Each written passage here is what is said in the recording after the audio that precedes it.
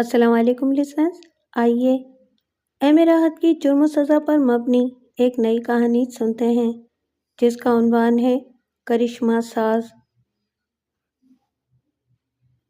تحسین کو پتہ بھی نہیں چلا کہ کس طرح وہ لڑکی کے کندھے تک پہنچا اور کس طرح زمین پر آ رہا۔ البتہ اس نے لڑکی کو دوپٹہ کمر پر کستے ہوئے دیکھا، گویا وہ اب اس کی اچھی طرح پٹائی کرنے کے بارے میں سوچ رہی تھی۔ تحسین کی ریڑھ کی ہڈی میں چوٹ لگی۔ اگر لڑکی نے کچھ اور مشق آزمائی کی تو شاید ہاتھ پاؤں سلامت نہ رہیں۔ بہتر حل تھا کہ بے ہوش ہو جائے، چنانچہ اس نے آنکھیں چڑھا کر گردن ڈال دی۔ صحیح فیصلہ کیا آپ نے، لڑکی کی شوق آواز سنائی دی اور پھر جاتے ہوئے قدموں کی آواز، پھر گاڑی اسٹارٹ ہو کر آگے بڑھنے لگی۔ ڈرتے ڈرتے اس نے ایک آنکھ کھول کر دور جاتی ہوئی گاڑی کو دیکھا اور کپڑے جھاڑتا ہوا اٹھ کھڑا ہوا۔ اس نے ان جوڑے کراٹے کلبوں کو گندی گندی گالیاں دیں جنہوں نے ان خوبصورت لڑکیوں کو بھی بروس لی بنا دیا تھا۔ ہائے کتنی خوبصورت لڑکی تھی، اور دوسری ہائے اس نے کمر کے درد سے کی تھی۔ تحسین ایک کامیاب بزنس مین تھا۔ اس کا بچپن یتیم خانے میں اور لڑکپن سڑکوں پر آوارہ گردی میں گزرا تھا۔ پھر دفتن قسمت اس پر اس بھرپور انداز میں مہربان ہوئی کہ خود اس کے بقول اس نے مٹی کو بھی ہاتھ لگایا تو وہ سونا بن گئی۔ کہتے ہیں دولت اندر کے انسان کو باہر لے آتی ہے۔ اگر وہ اندر سے شریف ہے تو دولت پا کر وہ اور زیادہ شریف بن جاتا ہے، اور اگر اندر سے ذلیل اور خبیث ہے تو دولت اس کی تمام خباثتوں کو اچھال کر سطح پر لے آتی ہے۔ تحسین بھی دولت پا کر خبیث سے خبیث تر بنتا چلا گیا۔ وہ انتہائی چالاک اور مکار آدمی تھا جسے دولت کے مقابلے میں نہ انسان کی پرواہ تھی اور نہ ہی اخلاق کی۔ یوں بظاہر وہ اپنے آپ کو بہت سنبھالے رکھتا تھا اور اس کے ارد گرد کے چند مخصوص افراد کے علاوہ کسی کو اس کی سیاہ باطنی کا حال معلوم نہ تھا۔ لیکن جب بھی شراب کے معمول سے چند زیادہ گھونٹ اس کی احتیاط کی گرہ ڈھیلی کر دیتے تھے تو پھر اس کی دست درازیاں کہیں رکنے کا نام ہی نہیں لیتی تھیں۔ یہ دوسری بات تھی کہ وہ اس کا موقع بہت کم آنے دیتا تھا۔ دولت کمانے کی ہوس نے اس کی زندگی کے 45 سالوں تک کسی رشتے کی زنجیر اپنے پیروں میں نہیں پڑنے دی۔ خریدی ہوئی راتوں سے وہ اپنے نفسانی خواہشات پوری کرتا رہا، لیکن اب کچھ دنوں سے وہ سنجیدگی کے ساتھ گھر بسانے کے بارے میں اور لاہور سیٹل ہونے پر غور کر رہا تھا۔ یہی خیال اس صبح اس کے لاہور جانے کا محرک بنا تھا۔ وہ چاہتا تھا کہ وہاں پہلے کوئی خوبصورت سا بنگلہ خرید کر اسے اپنے ذوق کے مطابق آراستہ کرے اور پھر بے شمار رشتوں میں سے کسی کا بھی انتخاب کر کے زندگی کے اس دور کی بہاریں بھی لوٹے جسے گھر سنسار کہا جاتا ہے۔ تحسین اپنی شاندار کار میں بڑی آہستہ خرامی کے ساتھ لوئر وے لاہور کی طرف رواں تواں تھا۔ موسم بہت خوشگوار اور ابر آلود تھا۔ اپنی کار کے خفیہ خانے میں محفوظ اعلیٰ درجے کی فرانسیسی شراب کے گھونٹ بھرتے ہوئے وہ 50ویں میل تک پہنچا تھا کہ اس نے سڑک پر ایک نوجوان لڑکی کو ہاتھ ہلا ہلا کر رکنے کا اشارہ کرتے ہوئے دیکھا۔ وہیں لڑکی کے قریب بائیں جانب ایک سیکنڈ ہینڈ کار بھی کھڑی نظر آ رہی تھی۔ تحسین زندگی میں کسی کو لفٹ دینے کا عادی نہیں تھا، مگر رنگین موسم، تقریباً سنسان سڑک اور ایک جوان لڑکی، اس کا پاؤں خود بخود بریک پر پہنچ گیا۔ کار لڑکی کے پاس پہنچ کر رک گئی۔ کیا بات ہے؟ اس نے کھڑکی سے سر نکال کر لڑکی کو غور سے دیکھا۔ لڑکی بلا کی حسین تھی، 22-24 سال کی عمر، صاف قد، گداز و متناسب جسم، قدرے گول چہرہ، سفید رنگت، سیاہ چمکیلی آنکھیں، کشادہ پیشانی، ستواں ناک، موتی جیسے دانت، دونوں گالوں میں چھوٹے چھوٹے خوبصورت گڑھے، لمبے سیاہ بال۔ اس نے بلو جینس پر ایک ڈھیلی ڈھالی قمیض پہن رکھی تھی۔ اس سے ظاہر ہوتا تھا کہ وہ آزاد خیال اور مغرب پسند طبقے سے تعلق رکھتی تھی۔ معاف فرمائیے گا، لڑکی بولی تو تحسین کو اس کی آواز بھی دلکش محسوس ہوئی۔ میں راولپنڈی جا رہی تھی، مگر یہاں پہنچ کر میری کار خراب ہو گئی۔ ظاہر ہے میرے پاس اس کے علاوہ کوئی چارہ کار نہیں کہ واپس گھر جا کر کسی مکینک کو کار لانے کے لیے بھیجو۔ کیا آپ مجھے لاہور تک لفٹ دے دیں گے؟ آپ فرمائیں تو میں آپ کو پنڈی بھی چھوڑ سکتا ہوں، تحسین نے بڑی آمادگی سے کہا۔ شکریہ، اس کی ضرورت نہیں، میں نے پنڈی جانے کا ارادہ ملتوی کر دیا ہے۔ آپ بس مجھے لاہور کی حدود میں کسی جگہ اتار دیں۔ جیسے آپ کی مرضی، تشریف لائیے۔ ذرا ٹھہریے، میں اپنی کار لاک کر دوں، لڑکی نے کہا اور اپنی کار کی طرف گھوم گئی۔ تحسین نیچے اتر آیا۔ سڑک پر ٹریفک برائے نام تھی۔ اتنی دیر میں صرف ایک ٹیکسی گزری تھی جو پنڈی جا رہی تھی۔ لڑکی کار مکمل کر کے لوٹی تو تحسین نے جلدی سے قدم بڑھا کر اگلی سیٹ کا دروازہ کھول دیا۔ لڑکی ایک ثانیے کے لیے ہچکچائی، مگر تحسین کے پاس سے گزرتی ہوئی اگلی سیٹ پر بیٹھ گئی۔ تحسین نے کسی فرما بردار ڈرائیور کی طرح جھک کر دروازہ بند کیا اور گھوم کر اپنی جگہ بیٹھا۔ آپ اپنا تعارف نہیں کرائیں گی؟ اس نے کار اسٹارٹ کرتے ہوئے کہا۔ کیا تعارف کرانا ضروری ہے؟ لڑکی نے مسکراتے ہوئے پوچھا۔ جی ہاں، بہت ضروری ہے، خاص طور سے میرے لیے۔ خاص طور سے آپ کے لیے کیوں؟ دیکھیے نا، تحسین نے بڑی بے تکلفی سے اپنا ہاتھ پھیلا کر لڑکی کے شانے پر رکھ دیا۔ میں پنڈی کا ایک مشہور و معروف بزنس مین ہوں، لاکھوں روپے کا کاروبار ہے، آدھی سے زیادہ زندگی دولت کمانے میں صرف کر دی، کبھی گھر بسانے کا خیال ہی نہیں آیا۔ ذرا ہمیں روزگار سے فرصت ملی ہے تو سوچ رہا ہوں کہ اب یہ تنہائی ختم ہونی چاہیے۔ شادی کر کے لاہور سیٹل ہونے کا ارادہ ہے۔ یہ سفر بھی اسی سلسلے کی ایک کڑی ہے۔ ایسی صورت میں آپ جیسی حسین دوشیزہ حسن اتفاق سے یوں ہی راستے میں مل جائے تو فطری طور پر خواہش پیدا ہوتی ہے کہ اس کے بارے میں جانا جائے۔ ایک گفتگو کرتے ہوئے تحسین بےہودگی پر اتر آیا۔ لڑکی کی مسکراہٹ غائب ہو چکی تھی۔ اس کے چہرے پر شدید نفرت و کراہیت کا گہرا تاثر پیدا ہوا، مگر فوراً ہی ایک سرد سپاٹ کیفیت میں تبدیل ہو گیا۔ تو آپ مجھ سے شادی کے خواہش مند ہیں؟ اس نے بے رنگ لہجے میں پوچھا۔ اتنی جلدی نہیں۔ تحسین کی باتیں کھل گئیں۔ شادی سے پہلے ایک دوسرے کو جاننے اور پہچاننے کے مختلف مرحلے آتے ہیں۔ غالباً آپ کا دست مبارک اس وقت یہی کوشش کر رہا ہے۔ بالکل بالکل، تم تو بہت سمجھدار معلوم ہوتی ہو۔ تحسین آپ سے تم پر آ گیا۔ آپ میری ایک بات مانیں گے؟ بات نہیں ڈارلنگ، تم حکم دے سکتی ہو۔ کار واپس موڑیں۔ کیوں؟ تحسین نے چونک کر پوچھا۔ میں اپنی کار میں ایک چیز بھول آئی ہوں۔ وہ ابھی لو۔ تحسین نے کار روکی، گھمائی اور واپس چل دیا۔ 3 منٹ کے بعد وہ اسی جگہ آ گئے جہاں سے چلے تھے۔ تحسین نے کار کا رخ دوبارہ لاہور کی جانب کرتے ہوئے بریک لگا دیا۔ لڑکی کے ساتھ وہ بھی کار سے باہر اتر آیا۔ لڑکی اپنی کار کی طرف جانے کے بجائے اس کے قریب آئی اور پوچھا، آپ مجھ سے تعارف حاصل کرنا چاہتے ہیں نا؟ ضرور ضرور، تو میں اپنا تعارف کرا دوں؟ اور اس کے بعد وہی اٹا پٹک ہو گئی۔ لاہور میں تحسین کے 4 گھنٹے بہت مصروف گزرے۔ سب سے پہلے NIB بینک گیا، جہاں اس نے اپنے اکاؤنٹ سے ایک کثیر رقم ٹرانسفر کرائی تھی۔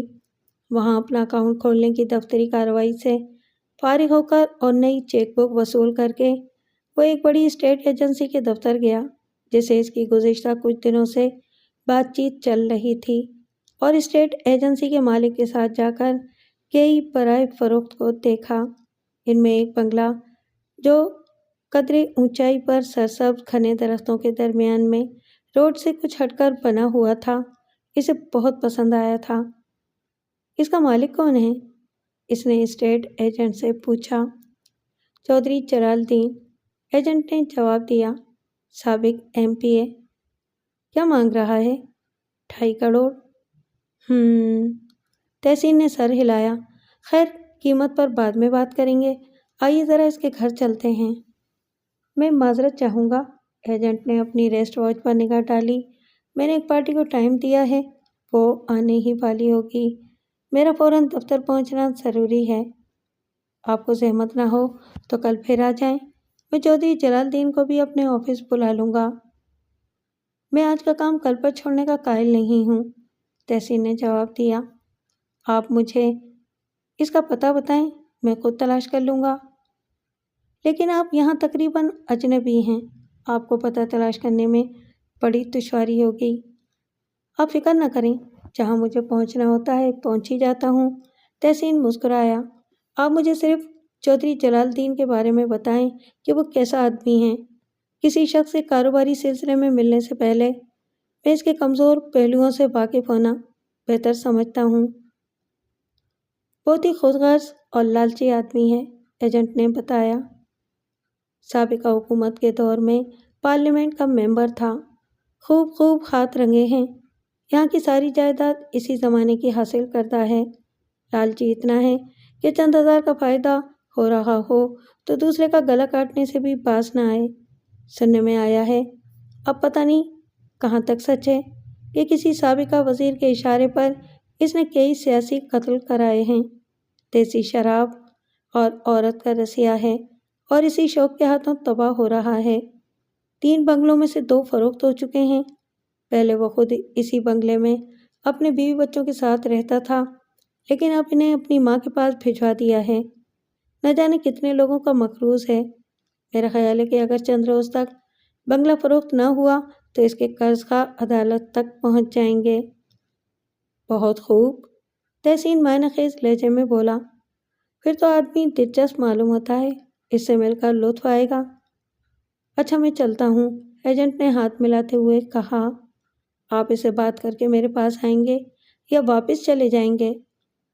اگر سودا پکا ہو گیا تو لازماً تمہارے پاس آؤں گا، تحسین نے جواب دیا۔ پتہ تلاش کرنے کے معاملے میں رئیس نے غلط نہیں کہا تھا۔ ایجنٹ کے جانے کے بعد اس نے نقشہ نکالا اور 15 منٹ میں مطلوبہ مقام پر پہنچ گیا۔ اتفاق سے چودھری جلال الدین گھر پر ہی مل گیا۔ میرا نام تحسین ہے، پنڈی کا ایک بزنس مین ہوں، تحسین نے اپنا تعارف کرایا۔ ذاتی وجوہات کی بنا پر لاہور میں رہائش اختیار کرنے کا فیصلہ کیا ہے اور اسی سلسلے میں آپ سے ملنے آیا ہوں۔ فرمائیے، میں آپ کی کیا خدمت کر سکتا ہوں؟ چودھری صاحب نے سر سے پیر تک اس کا جائزہ لیتے ہوئے پوچھا۔ میں نے آپ کا بنگلہ دیکھا ہے، اگرچہ اس کی تعمیر میری پسند سے کچھ مختلف ہے، مگر میں خریدنا چاہتا ہوں۔ بڑی خوشی کی بات ہے، ضرور خریدیے۔ پھر فرمائیے، آپ اس کی کیا قیمت طلب کر رہے ہیں؟ دیکھیے تحسین صاحب، میرے پاس 3 بنگلے ہیں اور وہ ان سب میں بہتر ہے، چودھری صاحب نے جواب دیا۔ میں اسے بڑے شوق سے بنوا چکا ہوں، مگر بدقسمتی سے میرے اہل و عیال کو یہ جگہ پسند نہیں آئی اور میں نے انہیں سیالکوٹ بھجوا دیا۔ کہنے کا مطلب ہے کہ مجھے ایسی کوئی مجبوری نہیں ہے، قیمت مناسب مل گئی تو بیچ دوں گا، ورنہ پھر کرائے پر اٹھا دوں گا۔ اور آپ کے خیال میں مناسب قیمت کیا ہونی چاہیے؟ کم سے کم 2.5 کروڑ۔ بہت خوب، تحسین عجیب انداز سے مسکرایا۔ بنگلے کی قیمت کا تعین کرنے سے پہلے ہم ایک دوسرے کی پوزیشن کو سمجھ لیں تو بہتر ہے۔ کسی زمانے میں آپ MP تھے، لیکن آج کل کیا ہیں؟ یہ کوئی ڈھکی چھپی بات نہیں ہے۔ اب آپ کے پاس صرف 3 نہیں، صرف 1 بنگلہ ہے اور آپ کے اہل و عیال اس لیے یہاں سے گئے ہیں کہ ان کی موجودگی آپ کو راس نہیں آ رہی تھی۔ موجودہ صورتحال یہ ہے کہ اس بنگلے کا جلد سے جلد سودا نہ ہوا تو آپ کے ہاتھوں میں ہتھکڑیاں پڑ سکتی ہیں، گویا آپ اسے بیچنے کے لیے مجبور ہیں، جبکہ میں اسے خریدنے کے لیے مجبور نہیں ہوں۔ اس کے باوجود میں نے آپ کے بارے میں جو کچھ سنا ہے، اس سے میں نے محسوس کیا ہے کہ آپ کئی اعتبار سے میرے ہم ذوق ہیں، ہم مشرب ہیں۔ فرق صرف اتنا ہے کہ آپ کو زوال آ گیا ہے اور میں نصف النہار پر چمک رہا ہوں۔ اس اعتبار سے مجھے آپ سے فائدہ اٹھانے کا حق ہے، لیکن ہم مشرب ہونے کی رعایت سے میں آپ کو زیادہ نقصان بھی نہیں پہنچانا چاہتا۔ آپ میری بات سمجھ رہے ہیں نا؟ چودھری جلال الدین حیرت سے اس انوکھے گاہک کو دیکھ رہا تھا۔ تحسین کی شاندار کار دیکھ کر اس کی آنکھوں میں جو چمک پیدا ہوئی تھی وہ اس گفتگو سے بالکل بجھ گئی تھی۔ 1 گھنٹہ پہلے اس کا ایک قرض خواہ بڑی گالیاں اور دھمکیاں سنا کر گیا تھا اور اسے یقین تھا کہ کل شام تک کہیں سے 10 لاکھ کا بندوبست نہ ہوا تو وہ دھمکیاں عملی جامہ بھی پہن سکتی ہیں۔ میں سمجھ رہا ہوں، اس نے نظریں اس کے چہرے پر گاڑتے ہوئے کہا۔ میں صرف ایک پیشکش کروں گا، فرمائیے۔ 1.5 کروڑ، نہ 1 روپیہ کم نہ 1 روپیہ زیادہ۔ یہ تو بہت کم ہے۔ پھر خدا حافظ۔ تحسین صوفے سے اٹھ کھڑا ہوا۔ آپ 2 کروڑ بھی نہیں دے سکتے؟ تحسین نے کوئی جواب نہیں دیا اور دروازے کی طرف گھوم گیا۔ تحسین کا ایک قدم دروازے کے اندر تھا اور دوسرا باہر، جب اچانک اس نے پلٹ کر کہا، 2.25 کروڑ دے سکتا ہوں۔ مجھے منظور ہے، چودھری بےتابی سے بولے، مگر آپ کو فوری اور یکمشت ادائیگی کرنا ہوگی۔ نہیں، تحسین نے دروازے میں رکتے ہوئے کہا، رقم کاغذات کی تکمیل کے بعد ملے گی۔ آپ آ کر بیٹھیں تو صحیح۔ چودھری اس کا ہاتھ پکڑ کر صوفے تک لایا۔ کاغذات تو مکمل ہو سکتے ہیں۔ اس سے پہلے میرے لیے یہ جاننا ضروری ہے کہ آپ نے اس بنگلے پر کسی سے قرض تو نہیں لیا ہے؟ میں دوسروں کا مقروض ضرور ہوں، مگر بنگلہ اس میں کسی طرح ملوث نہیں۔ یہ بات میں آپ کی زبان سے نہیں، اپنے ذرائع سے معلوم کروں گا۔ لیکن مجھے روپے کی شدید ضرورت ہے۔ میں بیانہ دے سکتا ہوں۔ کتنا؟ 50 لاکھ۔ آپ واقعی بہت کامیاب بزنس مین ہیں۔ چودھری صاحب نے گہری سانس لی۔ چلیے 1 کروڑ کر دیجئے۔ یوں ہی صحیح۔ تحسین کے ہونٹوں پر مسکراہٹ ابھری۔ چیک لکھ دوں؟ برا نہ مانے، میں تو کیش کو ترجیح دوں گا، مگر بینک تو بند ہو چکا ہوگا۔ تحسین نے ریسٹ واچ دیکھی جس میں 3 بج رہے تھے۔ آپ کا اکاؤنٹ کس بینک میں ہے؟ RK بینک میں۔ اس کے مینیجر مرزا رحمان میرے دوست ہیں۔ چودھری نے کہا، آپ میرے ساتھ چلیے، وہ چیک کیش کر دیں گے۔ جیسے آپ کی خوشی۔ تحسین نے ادھر ادھر دیکھا، مگر کیا اس سودے کی خوشی میں حلق بھی تر نہیں کرائیں گے؟ گھر میں کوئی اچھی شراب نہیں، چودھری صاحب نے بتایا۔ بینک سے فارغ ہونے کے بعد میں آپ کو یہاں کے ایک خفیہ کلب میں لے چلوں گا۔ جو ہے وہی لے آئیں، بعد میں کلب چلیں گے۔ چودھری نے بے بسی سے کندھے اچکائے اور اٹھ کر الماری کی طرف چلا۔ بینک کاروبار کے لیے تو 1 بجے بند ہو جاتا تھا، مگر بیشتر عملہ دوسرے ضروری کاموں کے لیے 3:30 4 بجے تک مصروف رہتا تھا۔ مینیجر مرزا رحمان نے ایک سابقہ گاہک سے کہیں زیادہ ایک نئے اور بڑے اکاؤنٹ ہولڈر کی خوشنودی کے خیال سے قدرے ہچکچاہٹ کے بعد چیک کیش کر دیا۔ تحسین نے رقم چودھری جلال کو دے دی اور چودھری حسب وعدہ اسے لاہور کے سب سے بڑے اور خفیہ کلب میں لے گیا۔ تحسین بہت خوش تھا، اتنا خوش کہ صبح اس لڑکی کے ہاتھوں اٹھائی ہوئی شکست کو بھی بھول چکا تھا۔ اسے لاہور کی مارکیٹ کا بخوبی اندازہ تھا۔ وہ جانتا تھا کہ جو بنگلہ اس نے 2.25 کروڑ کا خریدا ہے، مارکیٹ کی موجودہ قیمت کے اعتبار سے وہ کسی طرح بھی 3 کروڑ سے کم کا نہیں تھا۔ یوں اسے تقریباً 1.25 کروڑ کا فائدہ ہوا تھا، اور وہ اس فائدے کو اپنی کاروباری سوجھ بوجھ اور بزنس فیکٹ سے، بلکہ بزنس ٹیکٹ سے کام لینے کا نتیجہ خیال کر رہا تھا۔ خوشی کی اس ترنگ میں اس نے راہوار نفس کو بالکل آزاد چھوڑ دیا، اتنا آزاد کہ چودھری جیسا بلا نوش بھی حیران رہ گیا۔ مگر وہ تحسین سے زیادہ موقع شناس تھا۔ اسے معلوم تھا کہ اس کلب میں شراب نوشی کی اجازت تو ہے، مگر پی کر بہکنے کی گنجائش نہیں۔ اسے اندیشہ ہوا کہ تحسین جس طرح گلاس پر گلاس خالی کر رہا ہے، اسے دیکھتے ہوئے کسی ہنگامے کی آمد غیر متوقع نہیں، خاص طور پہ اس صورت میں کہ تحسین مسلسل اپنی حسن پرستی اور خوبصورت عورتوں کا ذکر کر رہا تھا۔ میرا خیال ہے تحسین صاحب آپ بس کریں، وہ بولا، یہ شرفا کا کلب ہے۔ اگر آپ لاہور رہنے آ رہے ہیں تو یہاں ہائی کلاس سوسائٹی پر آپ کا تاثر اچھا ہی پڑنا چاہیے۔ میں بہکنے والوں میں سے نہیں ہوں چودھری صاحب۔ تحسین نے اپنی سرخ آنکھوں سے اس کی طرف دیکھا۔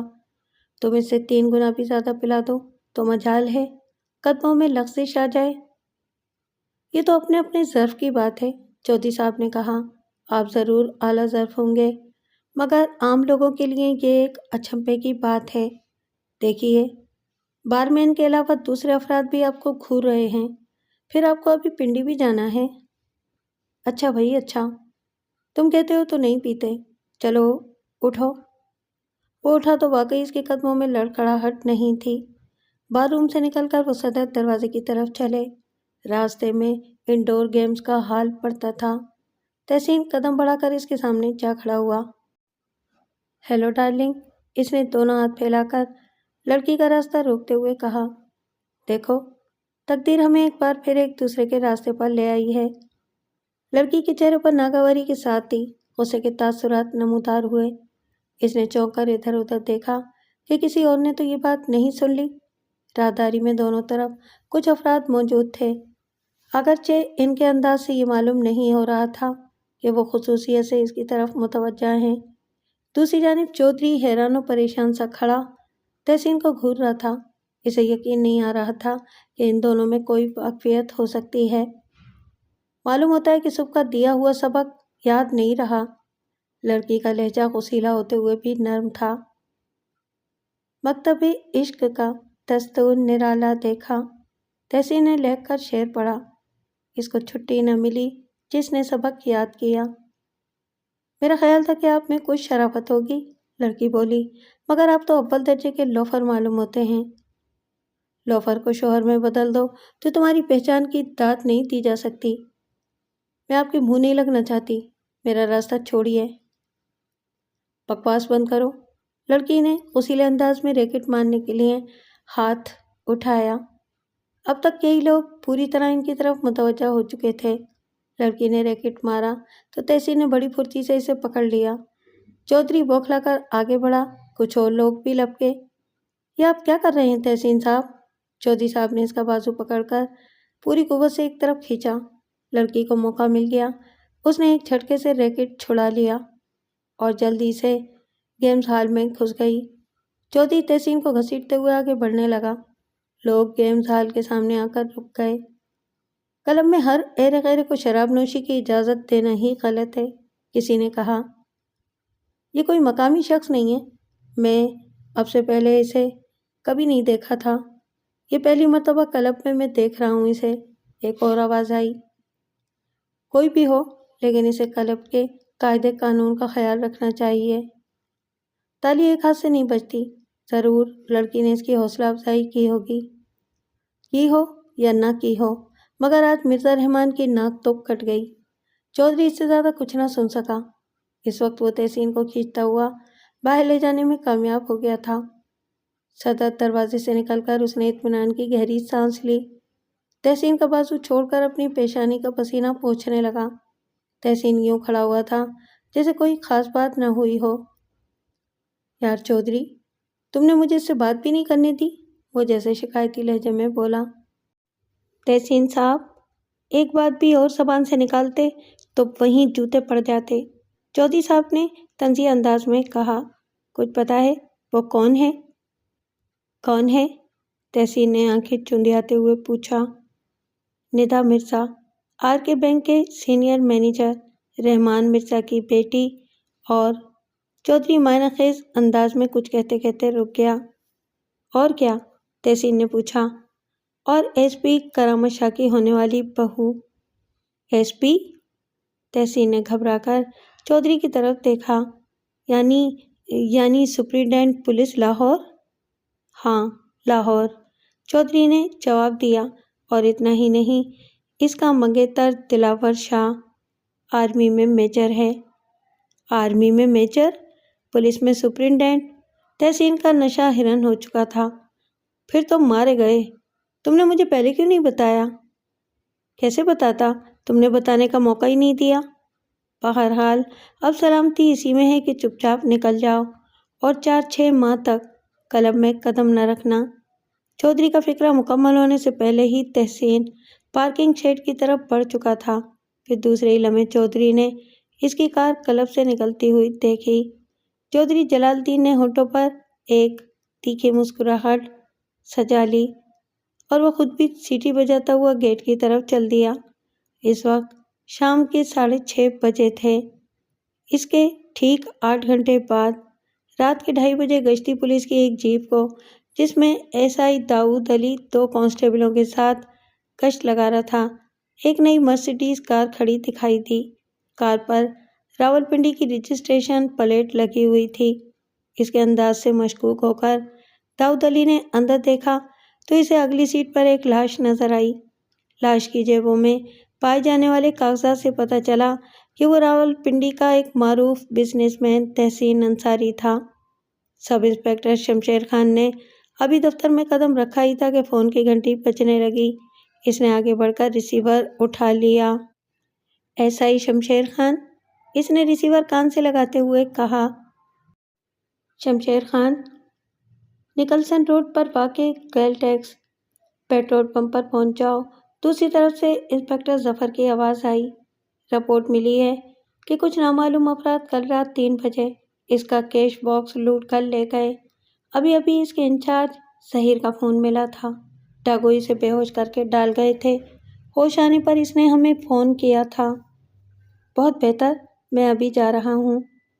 ایک فنگر پرنٹ عملے کا آدمی بھی ساتھ لے جانا، ظفر نے ہدایت کی، اور تفتیش سے واپس آتے ہی مجھے رپورٹ دینا۔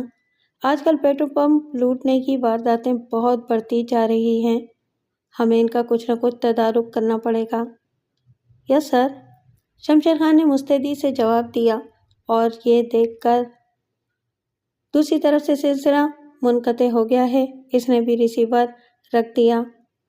باہر جانے کے لیے دروازے پر شمشیر نے آفس کا دروازہ کھولا تو سامنے سعود احمد کھڑا تھا۔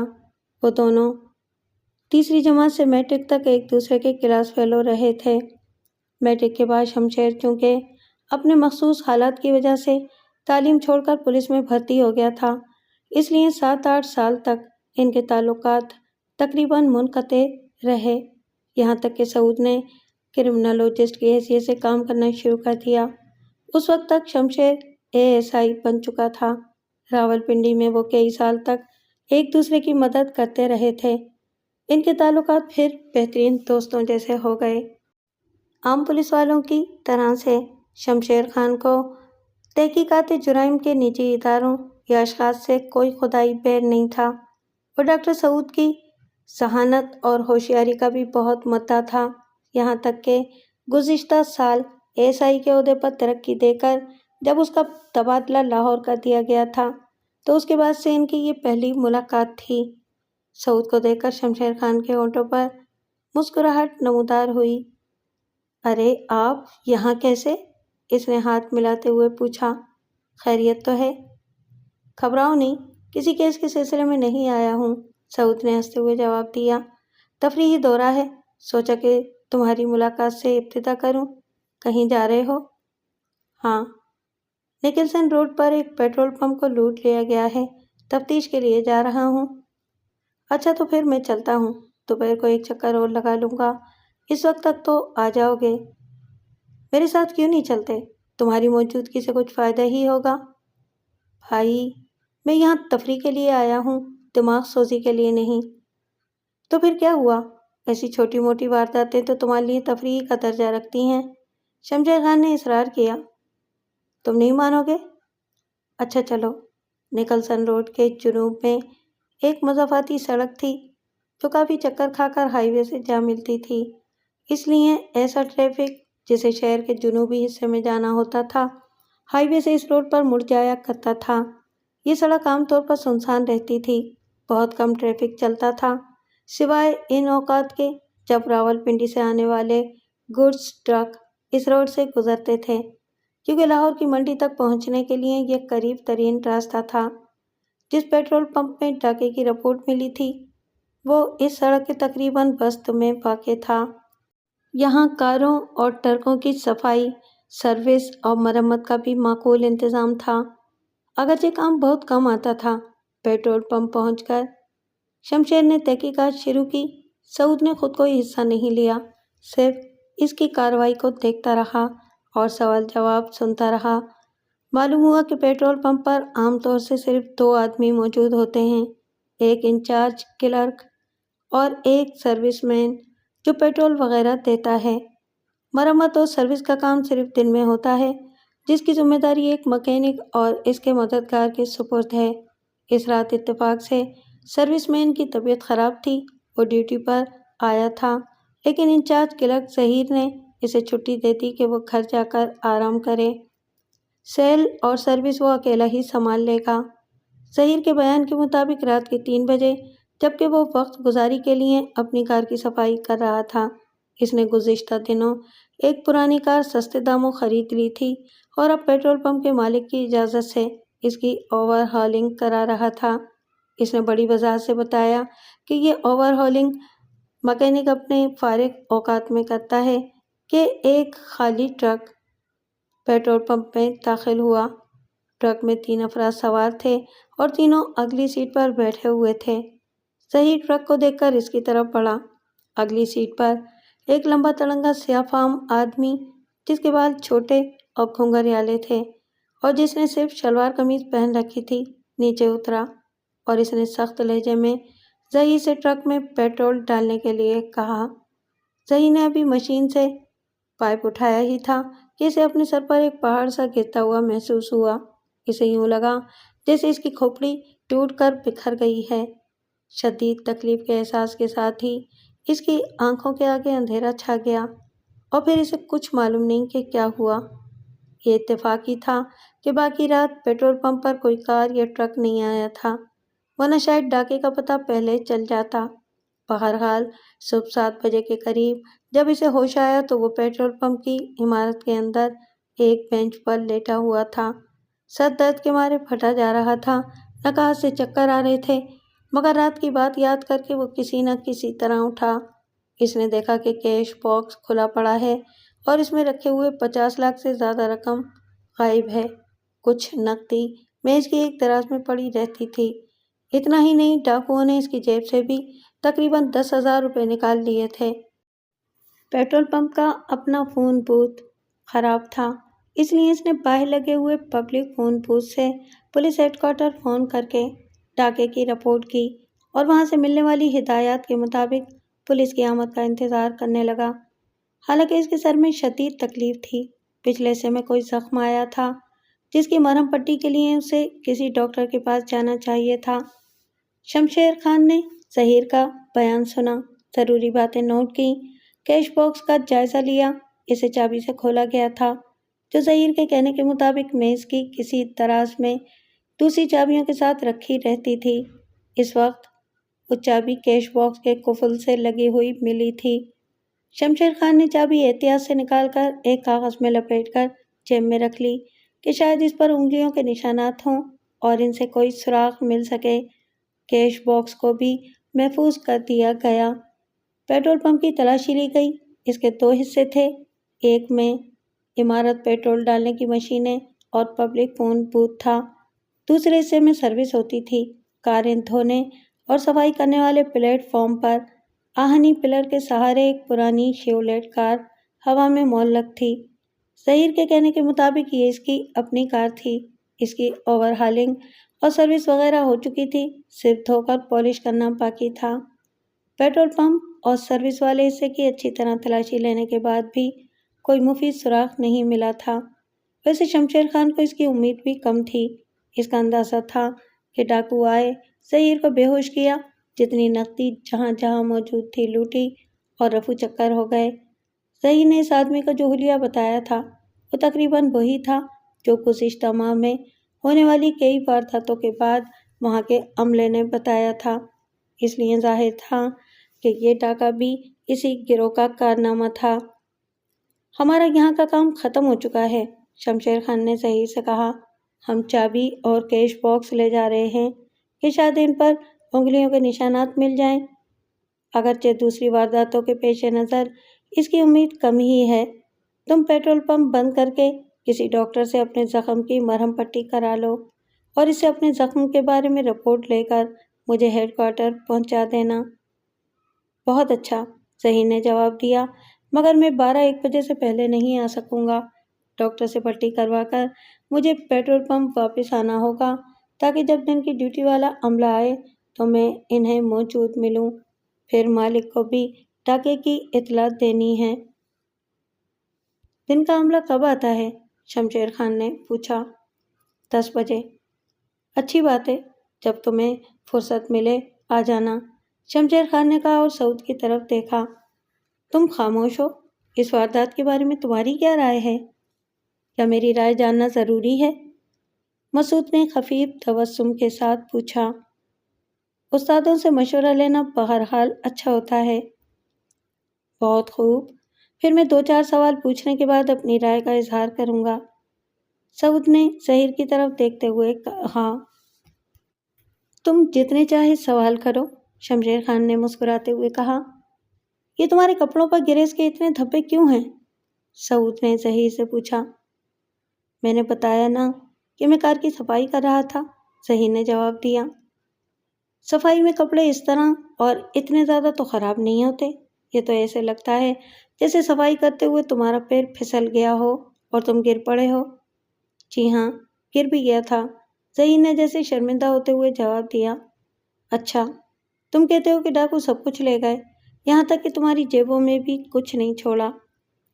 میں کہتا ہوں جناب، آپ خود دیکھ لیں، ظہیر بولا۔ انسپکٹر صاحب نے بھی تلاشی لی ہے، کہیں ایک پائی بھی ملی؟ سچ کہہ رہے ہو، سعود نے سر ہلایا۔ ہوش میں آنے کے بعد تم نے خود بھی تو اپنے اطمینان کے لیے تلاشی لی ہوگی۔ جی ہاں، سب جگہ دیکھا تھا۔ پھر کیا اس وقت بھی کہیں کوئی نقدی نہیں ملی تھی؟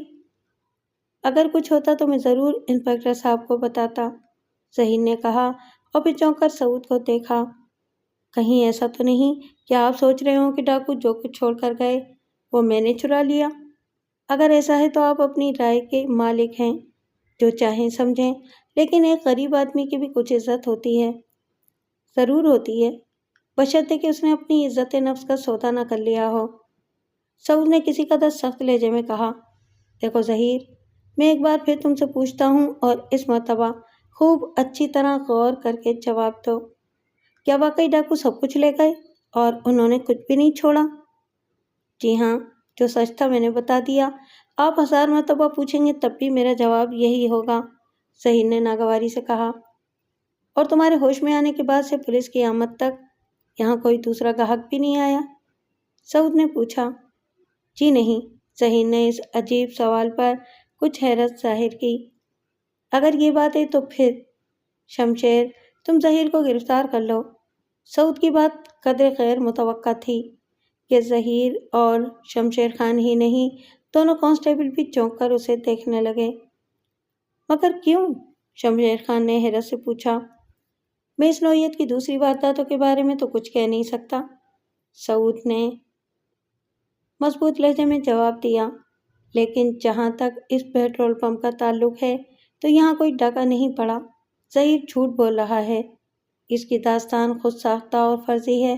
بات یہاں تک تو درست ہے کہ اتفاقاً سروس مین کی طبیعت خراب ہو گئی اور ظہیر نے اسے چھٹی دے دی۔ اس کے جانے کے بعد یہ اپنے بیان کے مطابق بلا شبہ اپنی کار کی صفائی بھی کر رہا تھا، لیکن صفائی کرتے ہوئے اس کا پیر پھسلا اور یہ پیٹھ کے بل پلیٹ فارم کے نیچے گرا۔ وہاں یقیناً لوہے کا کوئی بھاری نوکیلا اوزار، مثلاً وہ آہنی پٹری جس پر مکینک ٹھوکنے پیٹنے کا کام کرتے ہیں، پڑا تھا۔ وہ اس کے سر کے پچھلے حصے میں لگا اور یہ غالباً کچھ دیر کے لیے بے ہوش ہو گیا۔ ہوش میں آیا تو تنہائی اور شیطان نے اس کے دماغ میں یہ انوکھا خیال پیدا کر دیا کہ اگر یہ چاہے تو اپنی چوٹ سے مالی فائدہ بھی اٹھا سکتا ہے۔ ممکن ہے اس کے ذہن میں پہلے سے ایسا کوئی خیال موجود ہو۔ بہرحال اسے خیال آیا کہ پیٹرول پمپوں پر ڈاکے کی وارداتیں ہو رہی ہیں۔ اس نے وہ خبریں، گواہوں کے بیانات اور شاید ڈاکوؤں یا ان میں سے کسی ایک کا حلیہ وغیرہ بھی پڑھا ہوگا۔ اس نے سوچا کہ اگر یہ اپنی چوٹ سے فائدہ اٹھاتے ہوئے یہ کہہ دے کہ ڈاکوؤں نے اسے بے ہوش کر کے ڈال دیا تھا تو پھر کیش باکس کی رقم آسانی سے ہضم ہو سکتی ہے۔ شمشیر نے ظہیر کی طرف دیکھا، جس کا چہرہ مسعود کی یہ باتیں سن کر فک ہو گیا تھا۔ ممکن ہے اس کی سر پر چوٹ پھسل کر گرنے سے ہی آئی ہو، شمشیر نے کہا، لیکن اس کے علاوہ جو کچھ تم نے کہا وہ محض ایک اندازہ ہے۔ آخر تمہارے پاس کیا ثبوت ہے کہ یہاں ڈاکہ نہیں پڑا اور ظہیر جھوٹ بول رہا ہے؟ حیرت ہے کہ خود تمہاری توجہ اس طرف کیوں نہیں گئی، سعود مسکرایا۔ ظہیر کہتا ہے اور بااصرار کہتا ہے کہ ڈاکو سب کچھ لے گئے، نہ اس کے پاس اور پیٹرول پمپ میں کسی اور جگہ نقدی کے نام کی کوئی شے موجود ہے، نہ ہی یہاں کوئی گاہک اور کوئی آدمی آیا۔ اگر یہ سچ ہے تو اس سے پوچھو کہ اس نے پولیس ہیڈ کوارٹر فون کرنے کے لیے پیسے کہاں سے حاصل کیے۔ یقیناً وہ اس کے پاس تھے، اور جب وہ اس کے پاس تھے تو باقی رقم بھی اس کے پاس ہوئی۔ اس کا یہ معمولی سا جھوٹ سارے بیان کو جھوٹا ثابت کر دیتا ہے۔ شمشیر خان کی آنکھیں پھیل گئیں۔ اس نے ایک بار پھر ظہیر کی طرف دیکھا، جس کا چہرہ اب سفید پڑ چکا تھا اور آنکھوں سے خوف کا اظہار ہو رہا تھا۔ مگر سعود، شمشیر نے کہا، اگر اس نے چوری کی ہے تو رقم کہاں گئی؟ ہم نے اس جگہ کا ایک ایک کونا، ایک ایک گوشہ تلاش کر لیا۔ کہیں تم یہ تو نہیں کہنا چاہتے کہ اس درمیانی مدت میں ظہیر نے رقم کہیں چھپا دی یا اپنے گھر رکھا آیا؟ جہاں تک میرا اندازہ ہے، سعود نے جواب دیا، رقم یہیں موجود ہے۔ مگر کہاں؟ تم نے ہر مقام تو دیکھ لیا۔ سعود ہنسا، مگر پلیٹ فارم پر ایک ستون کے سہارے ہوا میں معلق ظہیر کی کار میں بھی جھانکا۔ چوری کی رقم چھپانے کے لیے اس سے بہترین جگہ اور کیا ہو سکتی ہے؟ سعید نے ایک جس لگائی اور کسی خوفزدہ خرگوش کی طرح جان توڑ کر بھاگا، مگر دونوں کانسٹیبل اس سے کہیں زیادہ تیز رفتار تھے۔ انہوں نے ایک فلنگ کے اندر ہی اسے جا لیا۔ بعد میں کار کی تلاشی لینے پر اگلی سیٹ کے نیچے چھپی ہوئی وہ ساری رقم بھی برآمد ہو گئی، جس میں کیش باکس کی نقدی ہی نہیں بلکہ شاید ظہیر کے پیسے بھی شامل تھے۔ ظہیر خان ہیڈ کوارٹر پہنچا تو سعود کی ذہانت کے حیرت انگیز مظاہرے سے اس قدر جوش میں بھرا ہوا تھا کہ ظہیر کو حوالات میں بند کرنے کے بعد وہ سعود کو تقریباً گھسیٹ کر اپنے انچارج انسپکٹر ظفر کے آفس میں لے گیا۔ اس نے اپنے جوش میں اس بات کی بھی زیادہ پرواہ نہیں کی کہ اس وقت انسپکٹر ظفر کے دفتر میں ایس پی کرامت شاہ، ان کا بیٹا میجر دلاور شاہ، اس کی منگیتر ندا مرزا اور اس کے والد مرزا رحمان موجود تھے، اور یہ کہ ان سب کی موجودگی اور اس سے بھی زیادہ ان کی سنجیدگی بذات خود ایک عجیب بات تھی۔ ظفر صاحب، وہ مسعود کی طرف اشارہ کر کے بولا، ان سے ملیے، یہ ہیں میرے بہترین دوست اور ملک کے مایہ ناز کرمنالوجسٹ مسعود احمد صاحب۔ جب آپ کا فون ملا تو اتفاق سے اسی وقت یہ آئے تھے۔ راولپنڈی میں بھی یہ ہماری مدد کرتے رہتے تھے۔ میں انہیں اپنے ساتھ پیٹرول پمپ والی جگہ پر لے گیا، اور جانتے ہیں، انہوں نے نصف گھنٹے میں سارا معمہ حل کر لیا۔ میں ابھی مجرم کو حوالات میں بند کر کے آ رہا ہوں۔ رقم بھی برآمد کر لی گئی ہے۔ ظفر اور ایس پی صاحب اگر اس مداخلت پر کچھ ناراض ہونے کی تیاری بھی کر رہے تھے تو یہ عجیب بیان سن کر چونک پڑے۔ کرامت شاہ صاحب اور باقی سب لوگوں نے حیرت سے سعود کی طرف دیکھا۔ اچھا، ظفر بھی مسکرا کر بولا، پھر تو واقعی کمال ہو گیا ہے۔ مجرم کون نکلا؟ ظہیر، اس پیٹرول پمپ کا انچارج کلرک، شمشیر نے اور زیادہ خوش ہوتے ہوئے جواب دیا اور پیٹرول پمپ پر پیش آنے والی ایک ایک بات کی تفصیل سے آگاہ کیا۔ اس نے ایک عجیب حرکت اور بھی کی۔ ٹھیک اس جگہ رک گیا جہاں اس نے سعود سے اس کی رائے پوچھی تھی، اور پھر ظفر سے دریافت کیا کہ اتنے واقعات سن کر اور پھر یہ جان کر بھی کہ ظہیر مجرم ہے، کیا اس کے ذہن میں کوئی ایسا نقطہ آتا ہے جس کی بنیاد پر ظہیر کو چور قرار دیا جا سکتا ہے؟ ظہیر نے کچھ ذہن پر زور دیا اور پھر مسکراتے ہوئے شمشیر خان سے کہا کہ اس کی سمجھ میں کچھ نہیں آ رہا، وہی انکشاف کریں۔ ایس پی صاحب اور دلاور شاہ بھی خاموش بیٹھے رہے۔ اس پر شمشیر خان نے کچھ اور فخری انداز میں اس نکتے کی پوری وضاحت کرتے ہوئے اپنی داستان انجام تک پہنچائی۔ اب آپ بتائیے، ہے نا حاضر دماغی کی بہترین مثال؟ سچ کہہ رہے ہو، ظفر نے ہنستے ہوئے جواب دیا اور پھر بڑی گرم جوشی سے سعود احمد سے ہاتھ ملایا۔ آپ کا نام تو پہلے بھی سنتا رہا ہوں، آج اس انداز میں ملاقات کر کے واقعی بڑی مسرت ہوئی ہے۔ ابو جی، اچانک ندا بول اٹھی، کیوں نہ اپنے کیس میں بھی سعود احمد صاحب سے مشورہ کیا جائے؟ رائے لینے میں تو کوئی نقصان نہیں ہے۔ مرزا رحمان نے سوالیہ نظروں سے ایس پی صاحب کی طرف دیکھا۔ نام نہاد ماہرین جرائم یا پرائیویٹ جاسوسوں کے بارے میں میری رائے کچھ اچھی نہیں رہی۔ ایس پی، جن سے اختلاف کے باوجود میں ان کی قدر کرتا ہوں، ڈاکٹر سعود بھی ان میں سے ایک ہیں۔ میرے خیال میں ان سے بات کی جا سکتی ہے۔ اس کے علاوہ دلاور نے کچھ پھیکی سی مسکراہٹ سے کہا، کل تک یہ بات یقیناً اخبارات میں آ جائے گی اور ہمارا معاملہ نجی نہیں رہے گا۔ پھر کیوں نہ سعود صاحب کو وہ بات ابھی بتا دی جائے جنہیں کل یہ اخبارات میں دیکھ لیں گے۔ کمرے میں قدم رکھتے ہی مجھے احساس ہو گیا تھا، سعود نے آہستہ لہجے میں کہا کہ آپ لوگ کسی بے حد نازک اور سنجیدہ مسئلے میں الجھے ہوئے ہیں۔ اگر میرا بس چلتا تو میں اس بھلے آدمی کو بھی اس بچگانہ انداز میں اپنا تعارف کرانے نہیں دیتا، اور اب جو بات ہو گئی ہے اس کے باوجود ضروری نہیں کہ آپ اپنے کسی نجی معاملے میں مجھے شریک کریں۔ میں یہاں محض تفریح کے لیے آیا تھا، کسی کیس میں الجھنے کا بہم و گمان بھی نہ تھا۔ نہیں نہیں، ایسی کوئی بات نہیں ہے، دلاور شاہ نے جلدی سے کہا۔ کم سے کم میں سچ مچ آپ کا مشورہ لینا چاہتا ہوں۔ بہتر ہے، آپ مجھے اس اعتماد کا اہل سمجھتے ہیں تو مجھے کوئی خدمت کر کے خوشی ہوگی۔ بات یہ ہے سعود صاحب، ایس پی صاحب نے کھکار کر گلا صاف کرتے ہوئے کہا، کہ کل صبح یہ بچی ندا جو مرزا صاحب کی بیٹی اور میرے بیٹے دلاور شاہ کی منگیتر ہے، اپنی خالہ سے ملنے راولپنڈی جا رہی تھی۔ لاہور سے تقریباً 20 میل آگے جا کر اس کی کار خراب ہو گئی۔ اس نے راولپنڈی سے آنے والے ایک شخص سے، جس کا نام ہمیں اب بعد میں معلوم ہوا کہ تحسین انصاری تھا، واپسی کے لیے لفٹ لی، مگر وہ شخص اس کے باوجود کہ ایک بڑا بزنس مین تھا، انتہائی شوخ اور بدمعاش ثابت ہوا۔ ندا نے بڑی ذہانت سے کام لیا۔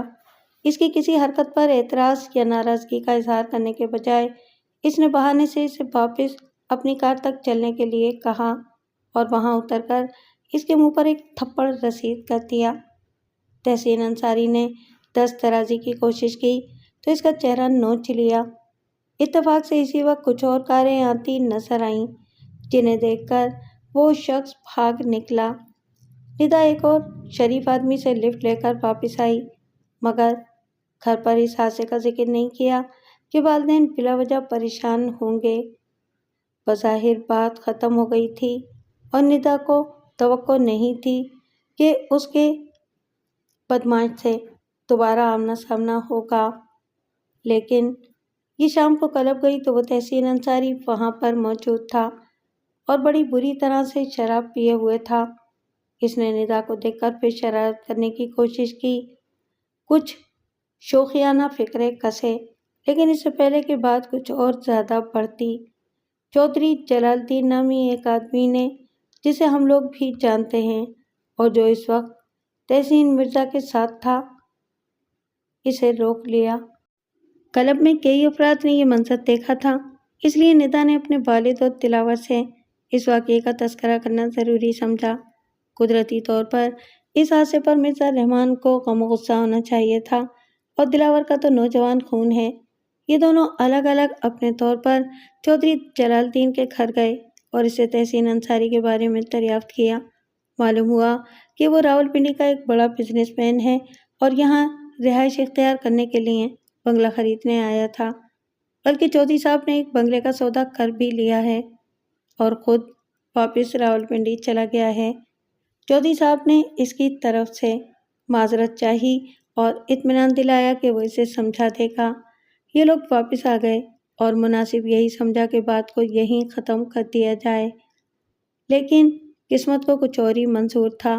گزشتہ رات 2:30 بجے پولیس کی گشتی جیپ کو تحسین انصاری کی کار میں، اس کی اپنی کار میں، اس کی لاش ملی۔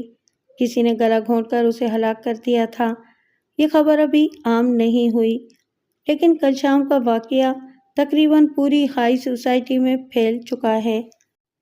اب اگر تحسین انصاری کے قتل کیے جانے کا حال اخبارات میں آیا تو لوگ کرامت شاہ صاحب یا دلاور شاہ یا پھر دونوں کو ملوث کرنے سے باز نہیں آئیں گے، خاص طور سے اس صورت میں کہ ہماری اطلاع کے مطابق چودھری جلال الدین ابھی سے سب جگہ یہ کہتا پھر رہا ہے کہ کرامت شاہ صاحب اور دلاور شاہ دونوں اس کے بعد تحسین کو پوچھتے ہوئے آئے تھے، اور وہ دونوں اتنے غصے میں معلوم ہوتے تھے کہ اگر تحسین راولپنڈی نہ چلا گیا ہوتا تو ضرور اس کی ہڈی پسلی ایک کر دیتے۔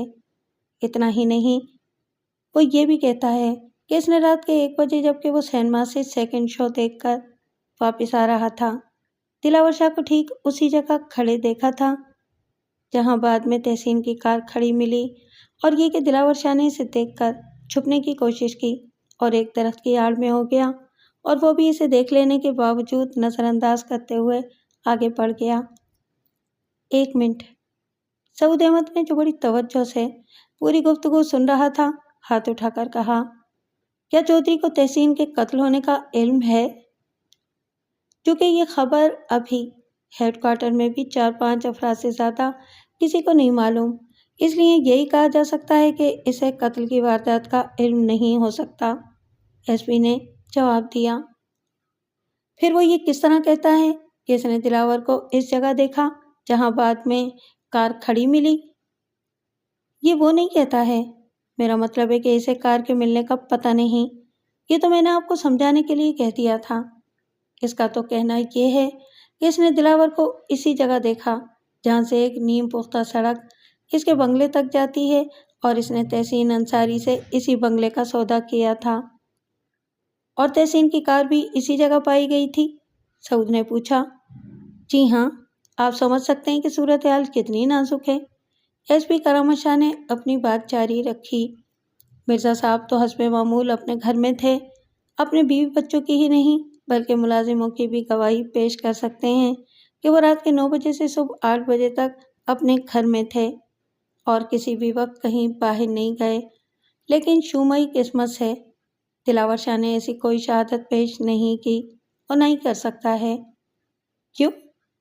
सऊद ने पूछा। इत्तेफाक से हमारे एक करीबी अजीज की बेटी की शादी होने वाली है। कल रात इनके घर मेहंदी की रस्म थी। मेरे तमाम घर वाले वहाँ गए हुए थे और दिलावर शाह घर में अकेला था। खुद मैं एक ज़रूरी काम से रावलपिंडी गया हुआ था और आज सुबह वापस आया हूँ।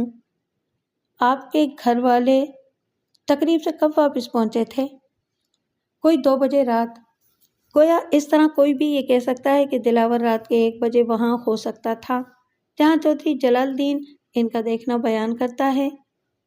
जाहिर है, मगर ये खुद क्या कहते हैं? सऊद अहमद ने दिलावर की तरफ देखा। आप या कोई और मेरी बात पर यकीन करे या ना करें, दिलावर ने संजीदगी से जवाब दिया, मगर खुदा जानता है कि मैं रात 10:15 बजे घर में कदम रखने के बाद आज सुबह 9:30 बजे इस वक्त बाहर निकला हूँ जब जफर साहब ने मुझे फ़ोन करके यहाँ बुलाया है। चुनाचे अब हमारे सामने ये मुश्किल सवाल दरपेश है। एसपी साहब ने अपनी बात ख़त्म करते हुए कहा कि इस सूरत हाल में क्या करें। एक तरफ हमें ये यकीन दिलाया गया है कि दिलावर शाह ने ये जुर्म नहीं किया, दूसरी तरफ वाक़याती शहादतें या तो मशकूक हैं या इसके ख़िलाफ़ हैं और ये भी अंदेशा है कि मेरे दुश्मन ये इल्ज़ाम लगाने से भी बाज नहीं आएंगे कि दिलावर को इस जुर्म की हिम्मत इसलिए हुई कि वो पुलिस और फ़ौज दोनों को अपनी पुश्त पनाह ख्याल करता है और अब भी इसके खिलाफ कोई कार्रवाई इसलिए नहीं की जा रही है या नहीं की जाएगी कि इसका बाप इस शहर का एसपी है। केस का चार्ज सफ़र के पास है और इस गरीब के लिए भी ये मसला दर्द सर बना हुआ है कि इन हालात में क्या करे और क्या ना करे। बज़ाहिर दिलावर शाह इसी सूरत में बच सकता है कि पुलिस असल कातिल को गिरफ्तार करने में कामयाब हो जाए, मगर मौका वारदात पर कोई ऐसा सुराग नहीं मिला जो कातिल की शनाख्त या गिरफ्तारी में मदद दे सके। अब आप ये बताइए कि इन हालात में हमारे लिए बेहतरीन लाए अमल क्या हो सकता है? मिर्ज़ा रहमान ने कहा। नेज़, अगर आप असल कातिल की गिरफ्तारी के सिलसिले में कोई मदद कर सकते हों तो भी हम आपके बहुत ममनून होंगे।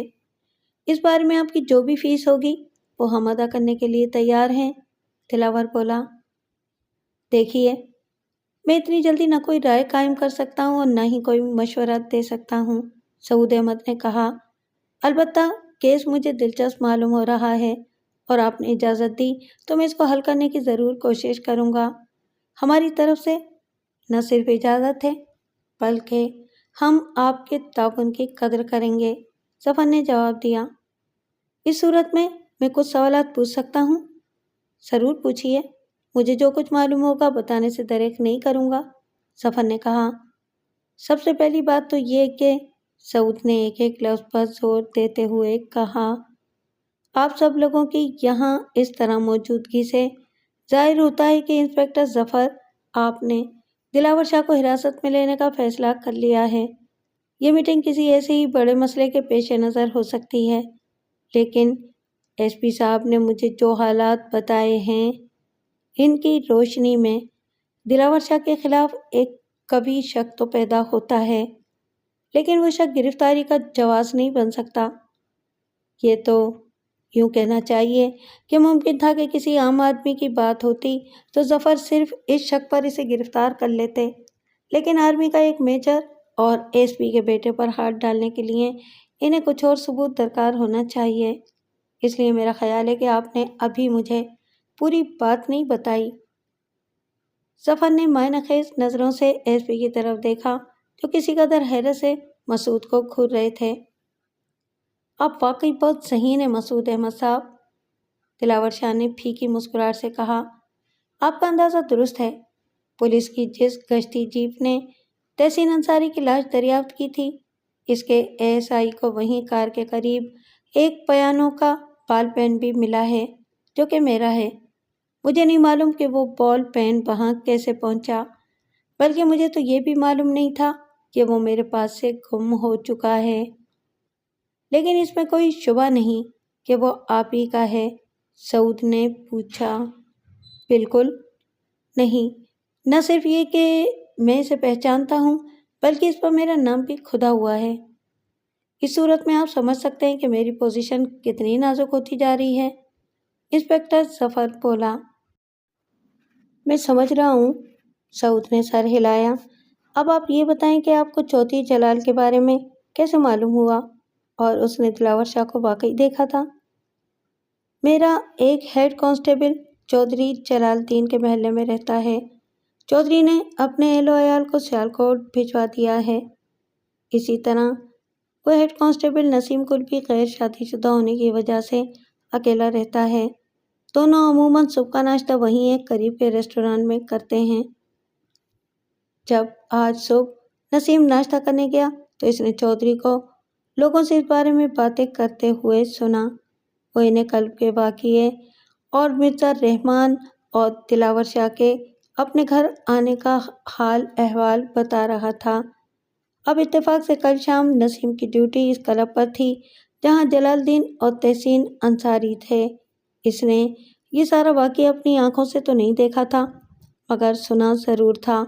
اتنا ہی نہیں، اس نے تحسین کو بھی اپنی کار میں جاتے ہوئے دیکھا تھا، جس کے بارے میں اسے بعد میں کلب کے 2-3 افراد نے بتایا کہ اس آدمی نے مرزا رحمان کی بیٹی کو چھیڑنے کی کوشش کی تھی۔ اس نے چودھری سے تو کچھ نہیں کہا، البتہ ڈیوٹی پر آتے ہی مجھے بتایا کہ چودھری جلال الدین لوگوں میں بیٹھ کر اس قسم کی باتیں کر رہا ہے۔ میں اس وقت تحسین انصاری کے وہ فوٹو دیکھ رہا تھا جو پولیس فوٹوگرافر نے اتارے تھے۔ نسیم کی نگاہ ان پر پڑی تو وہ چونکا اور اس نے مجھے بتایا کہ اسی آدمی نے کلب میں ندا سے بدتمیزی کی تھی۔ ظاہر ہے مجھے اس پر چونکنا چاہیے تھا۔ میں نے اسے فوراً بھیج کر چودھری جلال الدین کو یہاں بلایا اور اس سے تفصیلی گفتگو کی۔ اس گفتگو کے دوران چودھری نے یہ انکشاف کیا کہ اس نے دلاور شاہ کو رات 1 بجے اس روڈ پر دیکھا ہے جہاں پر تحسین کی گاڑی لاش سمیت دیکھی گئی تھی، اور یہ کہ یہ بات بھی وہ ریسٹوران میں لوگوں کو بتا چکا تھا۔ کیا آپ نے اس وقت اسے بتایا تھا کہ تحسین مرزا کی لاش مل چکی ہے اور یہ کہ اسی جگہ ملی ہے؟ جی نہیں، میں نے اس سلسلے میں سے کوئی گفتگو نہیں کی تھی، ظفر نے جواب دیا، بلکہ اس کے برعکس اس سے یہ سوال کیا تھا کہ کیا اسے معلوم ہے اب تحسین مرزا یہاں کب آئے گا؟ اس کا جواب اس نے یہ دیا کہ چونکہ اسے بنگلے کا سودا مکمل کرنا ہے، اس لیے زیادہ سے زیادہ 3 دن میں اس کی واپسی متوقع ہے، اور یہ کہ میں مطمئن رہوں وہ اسے تاکید کر دے گا کہ آئندہ اس طرح کی کوئی حرکت نہ کرے۔ میں نے اسے سرزنش کی وہ شہر کے شرفا کے بارے میں ایسی باتیں نہ پھیلائے اور بچانے کی اجازت دیتی۔ بہت خوب، سعود نے کہا، یہ تو ہوا اس معاملے کا ایک پہلو۔ اب میں دلاور شاہ سے بھی کچھ پوچھنا چاہوں گا۔ ضرور، آپ جو پوچھ سکتے ہیں، دلاور شاہ बड़ी आमादगी से बोला। हर चंद के मुजरिम भी अपनी बेगुनाही पर इसरार करते हैं। सऊद ने मुस्कुराते हुए कहा, लेकिन मैं आपसे पहला सवाल यही करूँगा कि आप इस मामले में मुलविस हैं या नहीं, और अगर हैं तो किस हद तक हैं। अगर आपका ये मतलब है कि मैंने तहसीन अंसारी को कत्ल किया है या नहीं, तो इसका जवाब यकीनी तौर पर नफ़ी में है। दिलावर शाह ने बड़ी संजीदगी से जवाब दिया, मैंने इसे देखा तक नहीं था, न इसे पहचानता था, और न कभी किसी जगह किसी वक्त मेरी इससे मुलाकात हुई। निदा की ज़बानी इसकी गुंडागर्दी का हाल सुनकर मुझे बेशक बहुत गुस्सा आया था, और मैं इसी इरादे से चौधरी जलालुद्दीन के घर गया था कि अगर वो आदमी मुझे मिल गया तो इसे मज़ा चखा दूंगा। कत्ल का ख्याल तो उस वक्त भी मेरे दिमाग में नहीं था। आपको चौधरी जलालुद्दीन के बंगले का पता मालूम था? मसूद ने पूछा। मेरा मतलब है कि उस बंगले का जिसका सौदा हुआ था। जी हाँ, बल्कि मैं खुद एक मर्तबा इसे खरीदने के ख्याल से देखने भी गया था, मगर कीमत ज़्यादा थी, इसलिए इरादा मुलतवी कर दिया। वो बॉल पेन जो तहसीन की कार के करीब पाया गया, आपको कुछ याद नहीं कि वो आपसे कब और कहाँ गुम हुआ था? जी नहीं, ये भी याद नहीं कि आपने इसे आखिरी बार कब देखा था? दरअसल मेरे पास इस तरह के 3 बॉल पेन थे। मुख्तलिफ रंगों के ये बॉल पेन मेरी मेज़ की दराज में पड़े रहते हैं। जब भी मैं घर से बाहर निकलता हूँ, कोई एक पेन निकाल कर जेब में लगा लेता हूँ और वापसी में कपड़े तब्दील करते हुए इसे फिर दराज में डाल देता हूँ। मुमकिन है कि कभी ऐसा हुआ हो कि कोई जेब से गिर गया हो, मगर मुझे इसका एहसास ना हो सका हो, क्योंकि 3 कलमों की वजह से मुझे इनकी कमी महसूस ना हुई। इसलिए मैं इस बारे में कुछ नहीं बता सकता कि वो पेन जो कार के पास मिला मुझे कब और कहाँ गुम हुआ था। शायद वो कभी क्लब में ही गिर गया हो। आप कल रात किसी भी वजह या किसी भी काम से इस रोड पर नहीं गए? 10:15 बजे घर में कदम रखने के बाद मैं बाहर निकला ही नहीं। फिर चौधरी जलालुद्दीन ने आपको इस रोड पर किस तरह देख लिया?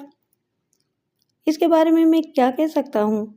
दिलावर शाह ने जवाब दिया, 2 ही बातें हो सकती हैं, या तो चौधरी जलाल झूठ बोल रहा है, या फिर इसने मुझे नहीं किसी और को देखा था और इस पर इसे मेरा धोखा हुआ था।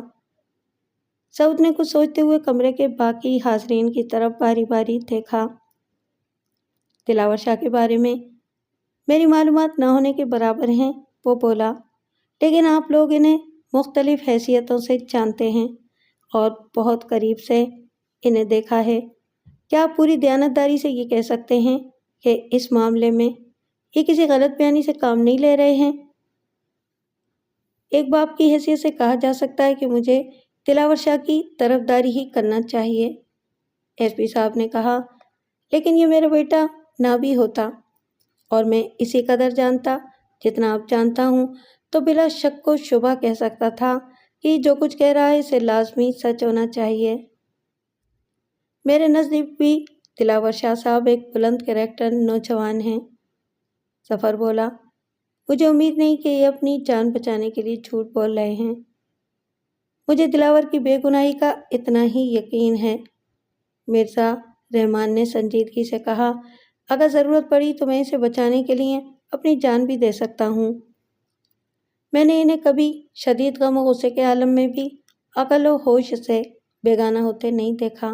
निदा की भराई हुई आवाज़ सुनाई दी, इसलिए खास तमाम सबूत और शवाहिद इनके खिलाफ हों और ये इनसे बरी जुमा होने का इजहार करें तो मैं इन सब को रद्द करके इनके कहने पर यकीन कर लूँगी। ये जानना कितना खुशाइंद है कि ऐसे शरीफ और मुखलिस लोग मेरे बारे में कितनी अच्छी राय रखते हैं। दिलावर शाह हंसा तो इस बार इसकी मुस्कुराहट फीकी नहीं थी। इसके बाद सऊद ने निदा से तहसीन के बारे में कुछ तफसीली सवालात किए। सिगरेट सुलगाते हुए चंद मिनट सोचा और फिर इंस्पेक्टर जफर की तरफ देखा। मेरे जहन में एक ख्याल पैदा हुआ है, उसने कहा। मैं एक मखसूस तरीके से इसे परखना चाहता हूँ। आप चौधरी जलालुद्दीन को बुलाएं। जो शख्स इसे बुलाने जाए वो इसे बता दे कि तहसीन अंसारी को कत्ल कर दिया गया है। बस सिर्फ इतना ही, और कोई बात बिल्कुल नहीं करना है।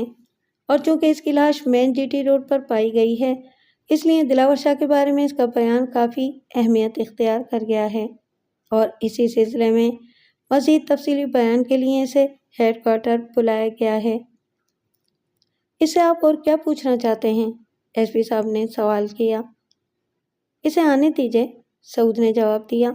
اگر میرا اندازہ درست نکلا تو میں 1 گھنٹے کے اندر اندر تحسین انصاری کے قاتل کو آپ کے حوالے کر دوں گا۔ چودھری جلال الدین انسپکٹر ظفر کے آفس میں داخل ہوا تو ظفر نے قدرے سعد میری سے اس کا استقبال کیا۔ جو کانسٹیبل اسے ساتھ لے کر آیا تھا وہ بھی واپس جانے کے بجائے ایک جانب کھڑا ہو گیا۔ یہ میں کیا سن رہا ہوں انسپکٹر صاحب؟ چودھری صاحب نے کرسی پر بیٹھتے ہوئے کہا۔ کیا سنا ہے آپ نے؟ یہی کہ تحسین مرزا کو قتل کر دیا گیا ہے اور اس کی لاش مین جی ٹی روڈ پر پائی گئی ہے۔ یہ آپ کو کس نے بتایا؟ ظفر نے کچھ چونکتے ہوئے کہا۔ آپ کے اس آدمی نے جو مجھے لینے گیا تھا۔ چودھری صاحب نے کانسٹیبل کی طرف دیکھا۔ میں نے تمہیں انہیں بلانے کے لیے بھیجا تھا، ظفر نے کانسٹیبل کو گھورتے ہوئے سخت لہجے میں کہا۔ یہ نہیں کہا تھا کہ تم انہیں پولیس کی کارروائی کی رپورٹ بھی سنا دو۔ معافی چاہتا ہوں جناب، کانسٹیبل نے جواب دیا۔ مجھے اس بارے میں کوئی ہدایت نہیں دی گئی تھی۔ جب چودھری صاحب نے مجھ سے پوچھا کہ آپ نے انہیں کیوں بلایا ہے تو مجھے بتانا پڑا۔ ہر بات میں ہدایات نہیں دی جاتی، ظفر نے ڈانٹا۔ کبھی اپنی عقل سے بھی کام لے لیا کرو۔ جاؤ اور آئندہ خیال رکھنا۔ پھر اس نے چودھری صاحب کی طرف دیکھا اور کہا۔ جی ہاں، آپ کو درست بتایا گیا ہے۔ ہمیں رات کے 2:30 بجے مین جی ٹی روڈ سے تحسین انصاری کی لاش ملی ہے، اور اس کی لاش اسی جگہ سے ملی ہے جہاں آپ دلاور شاہ کو دیکھنا بیان کرتے ہیں۔ ظاہر ہے اس کے بعد آپ کے بیان کی اہمیت بہت بڑھ جاتی ہے۔ میں نے اسی سلسلے میں مزید تفصیلات جاننے کے لیے آپ کو زحمت دی ہے۔ چودھری صاحب نے افسردگی سے سر ہلایا۔ جب دلاور میرے گھر آیا تھا تو اس کا غصہ دیکھ کر مجھے اسی وقت یہ خیال ہوا تھا کہ کہیں یہ فوجی جوان اپنے جوش میں حد سے تجاوز نہ کر جائے۔ آخر وہی ہوا جس کا اندیشہ تھا۔ بہرحال جو کچھ ہوا بہت برا ہوا۔ آپ کا مطلب ہے کہ دلاور شاہ نے تحسین کو قتل کر دیا؟ ظاہر ہے، اور میرا ہی کیا، آپ کا خود بھی یہی خیال ہے۔ ایسا نہ ہوتا تو مجھے دوبارہ کیوں بلاتے؟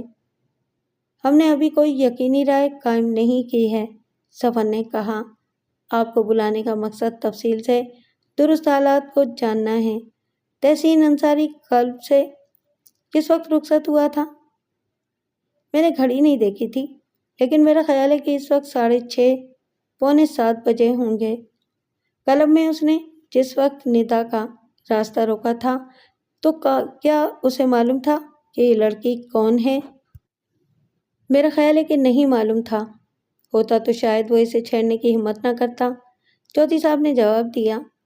کیونکہ جب میں نے اسے ندا کے بارے میں بتایا کہ وہ مرزا رحمان کی بیٹی، ایس پی صاحب کی ہونے والی بہو اور میجر دلاور شاہ کی منگیتر ہے تو وہ کافی خوفزدہ ہو گیا تھا۔ آپ کو معلوم ہے کہ وہ کلب سے نکل کر کہاں گیا تھا؟ مجھے تو 100% یقین تھا کہ وہ راولپنڈی گیا ہے، لیکن بظاہر ایسا معلوم ہوتا ہے کہ وہ گیا نہیں تھا، یا گیا تھا تو واپس آ گیا تھا۔ آپ کو اس کی واپسی کے بارے میں علم تھا؟ ظفر نے پوچھا۔ جی نہیں۔ اس نے دوبارہ آپ سے رابطہ قائم نہیں کیا؟ جی نہیں۔ آپ کہتے ہیں کہ آپ نے 1 بجے دلاور شاہ کو مین جی ٹی روڈ پر اس جگہ دیکھا جہاں سے ایک نیم پختہ سڑک آپ کے بنگلے تک جاتی ہے، ظفر نے کہا۔ سوال یہ ہے کہ آپ خود اس وقت وہاں کیا کر رہے تھے؟ میں نے آپ کو بتایا تو تھا کہ سینما سے سیکنڈ شو دیکھ کر واپس آ رہا تھا۔ آپ کو یقین ہے کہ جسے آپ نے دیکھا وہ دلاور شاہ ہی تھا؟ جی ہاں، اس میں غلط فہمی کا کوئی امکان نہیں ہے۔ میں دلاور شاہ کو اچھی طرح پہچانتا ہوں، اس کو بارہا دیکھ چکا ہوں، مل چکا ہوں۔ وہ قطعی طور پر دلاور شاہ تھا۔ اس نے مجھے دیکھ کر درخت کی آڑ میں چھپنے کی کوشش کی۔ اس وقت مجھے یہ بات عجیب معلوم ہوئی تھی، لیکن اب سمجھ میں آتا ہے کہ اس نے ایسا کیوں کیا تھا۔ یقیناً یا تو اس وقت تک وہ تحسین کو قتل کر چکا تھا یا قتل کرنے کا ارادہ رکھتا تھا۔ اور فطری طور پر چاہتا تھا کہ کسی واقف کار کی نظر اس پر نہ پڑے۔ میرا تو خیال ہے کہ اگر میں اسے نظر انداز کر کے آگے بڑھنے کے بجائے اس سے بات کر لیتا تو تحسین کی لاش اسی وقت مل جاتی، یا اگر اس وقت تک یہ جرم نہیں ہوا تھا تو میری مداخلت اسے قاتل بننے سے روک لیتی۔ میں حیران ہوں کہ اگر آپ کا یہ بیان درست ہے تو کیا رائے قائم کروں میں؟ سفر نے کہا، کیونکہ ہم نے ایک اور شخص کو بھی گرفتار کیا ہے جو کچھ اور ہی کہتا ہے۔ کون ہے؟ کون ہے وہ اور کیا کہتا ہے؟ چودھری جلال الدین نے چونکتے ہوئے پوچھا۔ ابھی آپ خود ہی دیکھ لیں گے۔ سفر کانسٹیبل کی طرف گھوما۔ جاؤ اسے لے کے آؤ۔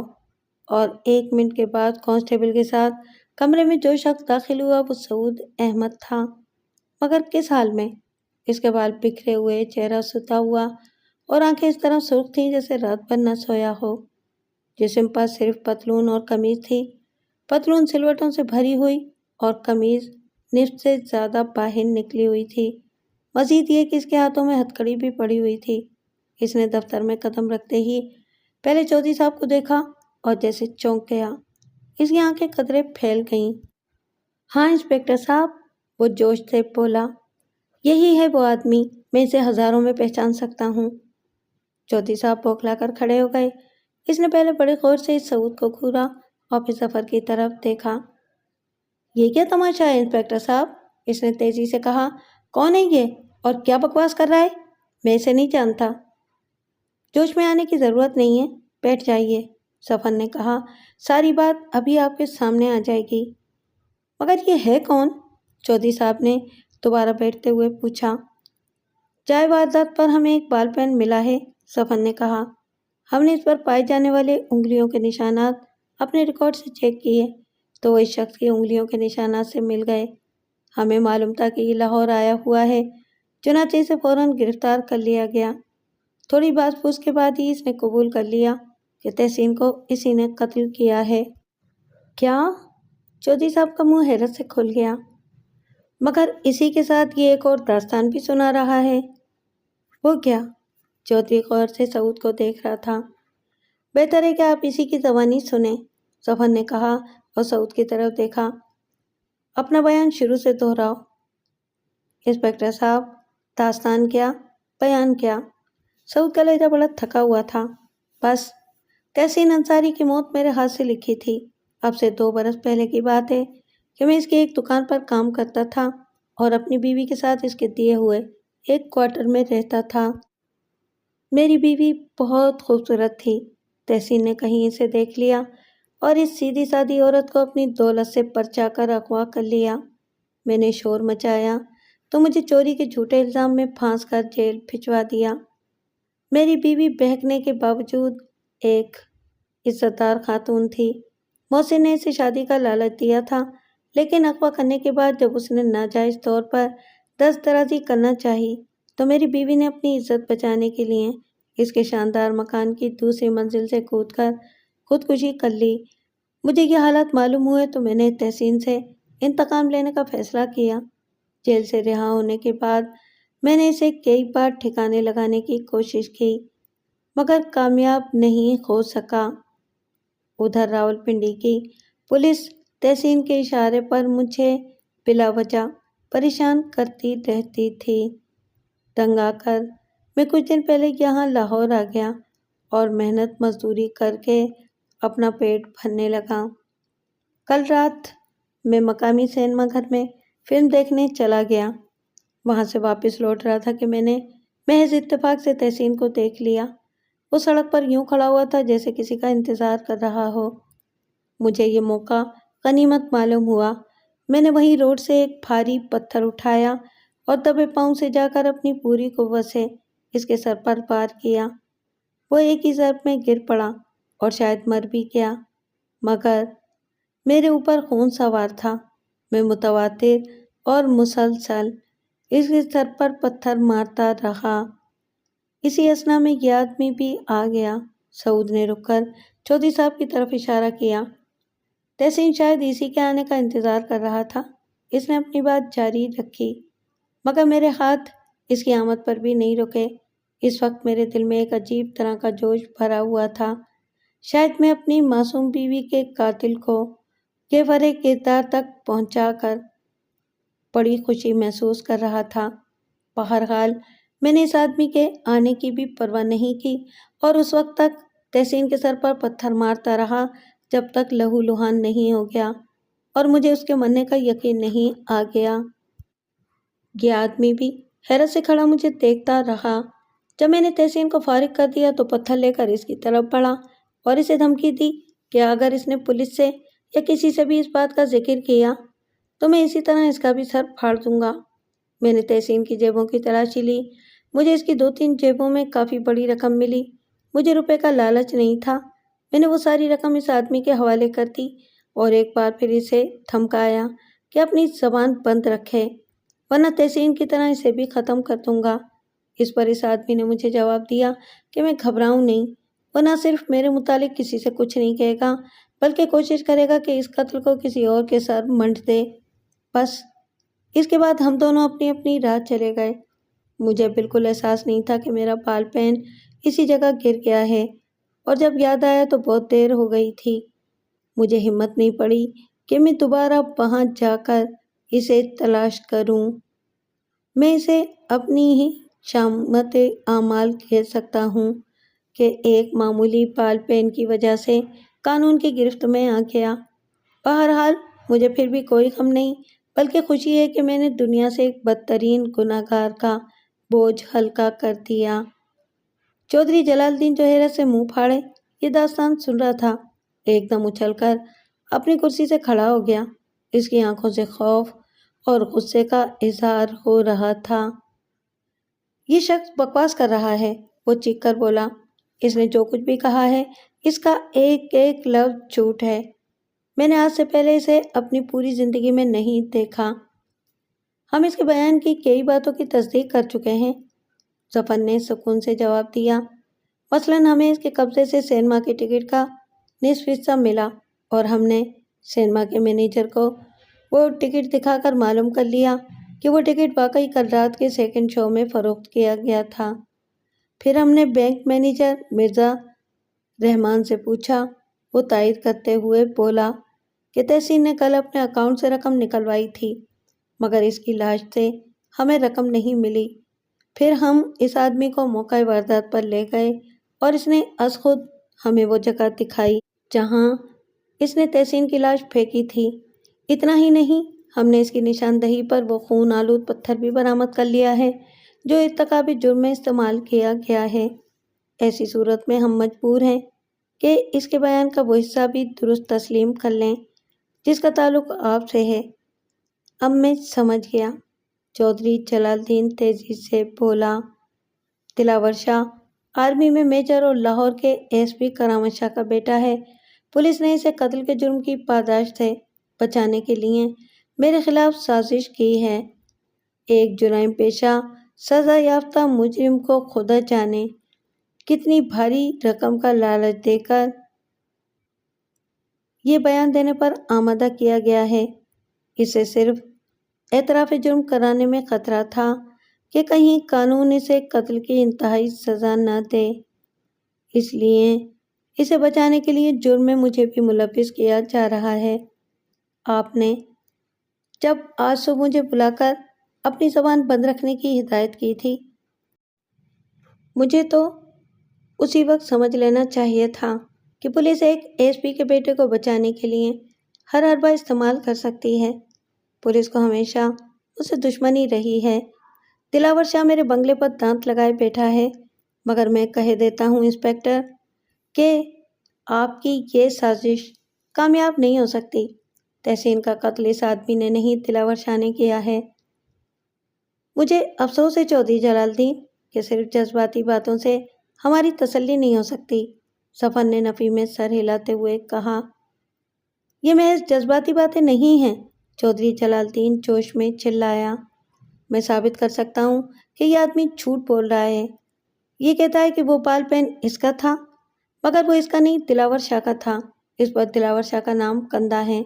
پھر یہ کہتا ہے کہ اس نے ایک بھاری پتھر سے تحسین انصاری کو ہلاک کیا जबकि तहसीन अंसारी को गला घोंटकर कत्ल किया गया है।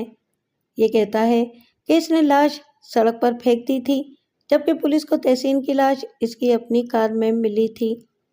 नहीं इंस्पेक्टर, आप मुझे अपनी साजिश में नहीं फांस सकते। कातिल दिलावर है और दुनिया की कोई अदालत इन सबूतों शवाहिद की रोशनी में इसे इसी जुर्म से बरी नहीं कर सकती। इंस्पेक्टर जफर और सऊद दोनों ने एक दूसरे को मुस्कुराते हुए देखा। जफर ने इत्मीनान से गहरी सांस ली। इसे इस जुर्म से तो खुद आपने बरी कर दिया। चौधरी जलालुद्दीन ने मुस्कुराते हुए कहा, तहसीन के कत्ल की तफसीलात पुलिस ने अभी किसी को नहीं बताई। इस बारे में कोई खबर ना अखबारात में आई है और ना रेडियो पर। खुद मैंने भी आपको इससे ज़्यादा नहीं बताया कि इसे कत्ल कर दिया गया है और इसकी लाश इसी की गाड़ी में पाई गई। फिर आपको कैसे मालूम हुआ कि इस बॉल पेन पर दिलावर शाह का नाम कंधा है? आपको कैसे पता चला कि इसे किसी भारी पत्थर से नहीं बल्कि गला घोंटकर हलाक किया गया है? आपको किस तरह मालूम हुआ कि इसकी लाश सड़क से नहीं इसकी कार में मिली है? ये सब की सब वो बातें हैं जिनका हाल अभी तक पुलिस और चंद दूसरे मुतल्लिका अफराद को मालूम था या फिर कातिल को मालूम हो सकता था। अब इन चंद अफराद में आप शामिल नहीं, इसलिए लाजमी तौर पर यह सब आपको मालूम होने की सिर्फ एक ही सूरत रह जाती है, और वो ये कि आप खुद तहसीन अंसारी के कातिल हैं। चौधरी साहब को बादस वक्त अपनी हिमाकत का एहसास हुआ। उसने अपने अहमकाना जोश में पुलिस को खुद अपने खिलाफ तमाम सबूत फराहम कर दिए थे। इसका चेहरा सफ़ेद पड़ गया, आंखों से शदीद खौफ व हिरास जाहिर होने लगा। मैं मजबूर था इंस्पेक्टर, वो पुड़पुड़ाया। इस बुज़दिल ने कलब वाले बाकी से खौफजदा होकर लाहौर में क़याम का इरादा मुलतवी कर दिया था और बंगले का सौदा मंसूख करके मुझसे बयाने की रकम वापस लेने आया था। मैं इसे कहाँ से देता, जबकि घर पहुँचते ही मेरे कर्ज खा मुझसे वो रकम छीन कर ले गए थे। चौधरी जलालुद्दीन से इसका इकबाली बयान हासिल करने में कोई दुश्वारी पेश नहीं आई। सऊद ने जिस अजीब तरीके से इससे एतराफ़ जुर्म कराया था, इसने इससे मज़ाहिमत का मुकाबला करने की तमाम ताकत सल्ब कर ली थी। गवाहों की मौजूदगी में इसने अपना जो बयान दिया, इसका खुलासा कुछ यूँ था। खुदा जाने मेरे कर्ज खाओं को किस तरह ये पता लग गया कि मेरे बंगले का सौदा हो चुका है। जिस वक्त मैं क्लब से घर वापस पहुंचा तो 2 कर्ज खा मेरा इंतज़ार कर रहे थे। मैं इनका 50 लाख का मकरूज़ था। मैंने इन्हें बताया कि अभी बंगला फ़रोख्त नहीं हुआ, सिर्फ बात हुई है। जैसे ही मुझे इसकी कीमत मौसूल होगी, मैं इनकी पाई पाई अदा कर दूंगा। मगर वो खाली हाथ वापस जाने के मूड में नहीं थे। चुनाचे मैंने इन दोनों को 10-10 लाख रुपए देकर टाला और बाकी रकम 1 हफ्ते में अदा करने का कहकर उन्हें टाल दिया। अभी वो गए ही थे कि तहसीन का फ़ोन आ गया। वो रावलपिंडी जाते जाते आधे रास्ते से वापस आ गया था। उसने कहा कि वो निदा वाले वाक़े से बहुत ज़्यादा खौफज़दा है। अपनी तमाम ज़िंदगी वो पुलिस और कानून से बचता रहा है, कभी कोई ऐसी हरकत नहीं की कि उसका वास्ता पुलिस से पेश आए। लेकिन अब शराब के नशे में वो एक एसपी की होने वाली बहू और एक आर्मी मेजर की मंगेतर से 10 दराजी कर बैठा है। इसे यकीन है कि ये दोनों इसे लाहौर में चैन से नहीं रहने देंगे, इसलिए उसने यहाँ सेटल होने का इरादा मुलतवी कर दिया है। और जब इसे यहाँ रहना ही नहीं है तो वो बंगला खरीद कर क्या करेगा? उसने कहा कि वो मेरे पास आ रहा है और मैं इसकी बयाने की रकम वापस कर दूं ताकि वो सुबह होने से पहले रावलपिंडी वापस पहुंच जाए। मुझे चंद घंटों की मुलाकात से ही अंदाज़ा हो गया था कि तहसीन ऐसा आदमी नहीं जो अपनी एक पाई भी कहीं छोड़ने या बंगला फरोख्त होने की मोहलत देने के लिए तैयार हो जाएगा। इसलिए मैंने इसे ख़त्म करने का फ़ैसला कर लिया। ये काम बंगले पर बहुत आसानी और पोशीदगी से हो सकता था, इसलिए मैंने इससे कहा कि वो मेरे बंगले पहुँचे। मैं 1-2 घंटे में रकम का इंतज़ाम करके इसके पास आऊँगा। मैंने इसे बताया था कि जो बयाना इसने मुझे दिया था वो मेरे कर्ज का मुझसे छीन कर ले गए हैं। اس نے کہا کہ وہ 10 بجے تک بنگلے میں میرا انتظار کرے گا۔ اگر اس وقت تک میں رقم لے کر نہیں آیا تو وہ میرے خلاف پولیس میں رپورٹ کر دے گا۔ ابھی میں سوچ ہی رہا تھا کہ اسے ٹھکانے لگانے کا بہترین طریقہ کیا ہو سکتا ہے کہ پہلے مرزا رحمان اور پھر میجر کرامت شاہ مجھ سے ملنے آئے۔ وہ دونوں تحسین کا پتہ پوچھ رہے تھے، خاص طور پر دلاور شاہ بہت غصے میں تھا۔ ایک دم سے مجھے خیال آیا کہ اگر کسی طرح انہیں اس واردات میں ملوث کیا جا سکے تو اس کے لیے حالات بہت ہی سازگار ہیں۔ پھر کچھ تقدیر بھی ساتھ دیتی معلوم ہو رہی تھی۔ مجھے یاد آیا کہ کچھ دن پہلے مجھے کلب کے ٹینس کورٹ سے ایک بال پین ملا تھا جس پر دلاور شاہ کا نام کندہ تھا۔ چنانچہ میرے ذہن میں پورا پلان مرتب ہو گیا۔ میں نے بنگلی جا کر تحسین کو گلا گھونٹ کر ہلاک کر دیا۔ اس کی لاش خود اس کی کار میں ڈال کر مین روڈ تک لایا، رومال سے اپنی انگلیوں کے تمام نشانات صاف کر دیے، بال پین وہیں کار کے پاس ڈال دیا اور خود فلم دیکھنے چلا گیا۔ سینما کا مینیجر میرا گہرا دوست ہے، میں اکثر اس سے ملنے جاتا رہتا ہوں۔ سینما کا تمام عملہ مجھے جانتا ہے، اس لیے مجھے ٹکٹ خریدنے کی ضرورت نہیں ہوتی۔ میں جب چاہتا ہوں اور جس کلاس میں چاہتا ہوں بیٹھ کر فلم دیکھ سکتا ہوں۔ میں نے سوچا تھا کہ میں صبح اٹھتے ہی کلب کے واقعے کا چرچا شروع کر دوں گا۔ مجھے معلوم تھا کہ ہیڈ کوارٹر کا ہیڈ کانسٹیبل نسیم گل روزانہ صبح اسی ریسٹوران میں ناشتہ کرتا ہے جہاں میں جاتا ہوں۔ چنانچہ اسے دیکھتے ہی میں نے کلب والے واقعے کی بات چھیڑ دی۔ مجھے امید تھی کہ اس کے ذریعے یہ بات ہیڈ کوارٹر تک پہنچ جائے گی۔ میرے تمام اندازے بڑی حد تک درست ثابت ہوئے، مگر افسوس کہ معلوم نہیں انسپکٹر ظفر کو کس طرح مجھ پر شبہ ہو گیا کہ انہوں نے ایک سزا یافتہ مجرم کو اپنے ساتھ ملا کر بڑی چالاکی سے مجھے میرے ہی پھیلائے ہوئے تام میں الجھا کر جرم کا اعتراف کرا لیا۔ چودھری صاحب سے اس کے تحریری بیان پر دستخط کرانے کے بعد جب اسے حوالات بھیج دیا گیا تو سب لوگ سعود کی طرف متوجہ ہو گئے، جو اس دوران اپنے اصلی حلیے میں واپس آ چکا تھا۔ سارے ہی متعلقہ افراد اس کی ذہانت کی تعریف کر رہے تھے۔ دلاور شاہ اور ندا کی خوشیوں کا تو کوئی ٹھکانہ ہی نہیں تھا۔ لیکن میں ابھی تک یہ سمجھنے سے قاصر ہوں، انسپکٹر ظفر نے کہا، کیا آپ کو چودھری صاحب پر کیسے شک ہوا؟ سیدھی سی بات ہے، سعود نے مسکراتے ہوئے جواب دیا۔ آپ سب لوگ اس بات پر متفق تھے کہ دلاور شاہ غصے اور اشتعال کے عالم میں بھی یہ جرم نہیں کر سکتے۔ کسی ایک شخص کے بارے میں یہ بیک وقت اتنے افراد کی اور افراد بھی وہ جو اس سے بے حد قریب ہوں، رائے غلط ہونے کا تو امکان بہت کم ہوتا ہے۔ میں نے اسی نکتے کو یہ گتھی سلجھانے کے لیے بنیاد بنایا۔ ظاہر تھا کہ اگر قتل دلاور صاحب نے نہیں کیا تو انہیں یہ جھوٹ بولنے کی قطعی کوئی ضرورت نہیں تھی کہ وہ رات کے 1 بجے جی ٹی روڈ پر نہیں گئے تھے، اور اگر وہ وہاں نہیں گئے تھے تو لازماً چودھری جلال الدین نے انہیں نہیں دیکھا تھا۔ لیکن وہ بااصرار یہ بات کہہ رہا تھا، اس کا صرف ایک ہی مطلب تھا کہ وہ کسی خاص مقصد کے لیے یہ سب کہہ رہا ہے، اور خاص مقصد اس کے علاوہ اور کیا ہو سکتا تھا کہ وہ خود کو یا کسی اور کو تحسین کے قتل کے الزام سے بچا رہا ہے۔ اس بات سے میں نے سمجھ لیا کہ یا تو وہ خود قاتل ہے یا قاتل کی پشت پناہی کر رہا ہے۔ اسی ایک بات کو صاف کرنے کے لیے میں نے یہ ڈرامہ کھیلا۔ مگر یہ ڈرامہ ہی کیوں کیا؟ کیا کسی اور طریقے سے اس سے ایک بالغ جرم نہیں کرایا جا سکتا تھا؟ دلاور شاہ نے سوال کیا۔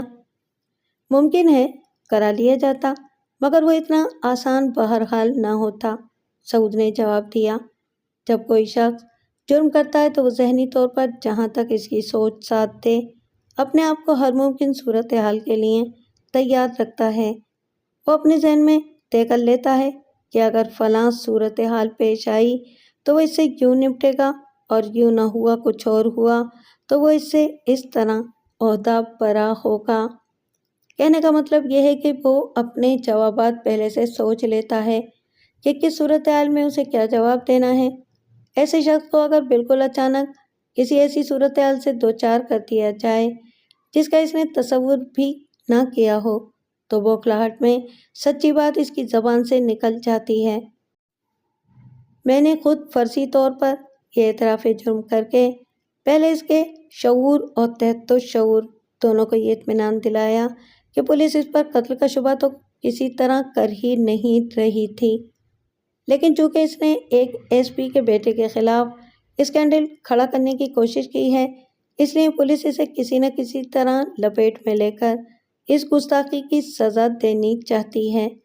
اس کے تحت الشعور کو جیسے ہی یہ اطمینان ہوا کہ اس پر قتل کا الزام نہیں آ رہا ہے، تو فطری طور پر وہ بزوں میں خود پولیس کی سازش کو ناکام کرنے پر تل گیا، اور چونکہ اس نے پہلے سے اس بچاؤ کے لیے جو دلائل سب سے پہلے اس کے ذہن میں آئے، اس نے بغیر غور کیے کہ ان سے کیا منطقی نتیجہ برآمد ہوگا انہیں اپنی صفائی میں پیش کر دیا۔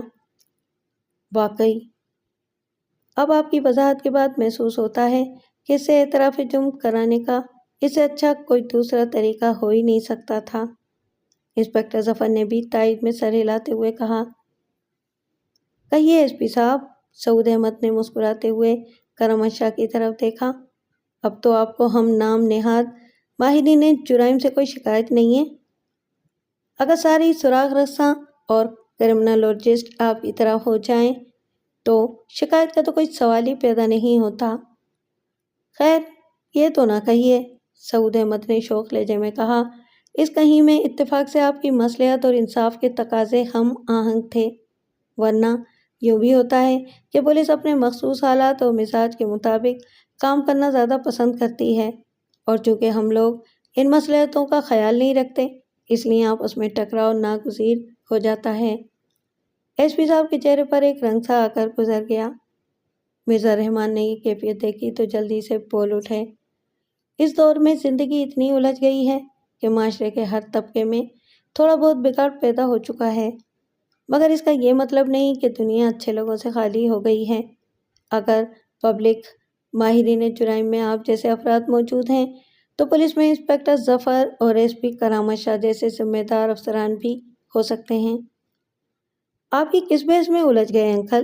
ندا نے ایک دم کھڑا ہوتے ہوئے کہا۔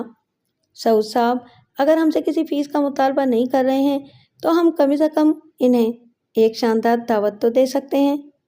میری تجویز ہے کہ ہم سب یہاں سے کسی اچھے سے ہوٹل چلیں۔ معلوم نہیں آپ لوگوں میں سے کسی کو بھوک لگی ہے یا نہیں، مگر میرے پیٹ میں تو چودھری جال دین کے اعتراف جرم کے بعد ہی سے چوہے دوڑنا شروع ہو گئے تھے، اور جواباً بلند ہونے والے کیکاؤں نے اعلان کیا کہ یہ لذیذ تجویز متفقہ طور پر منظور کر لی گئی ہے۔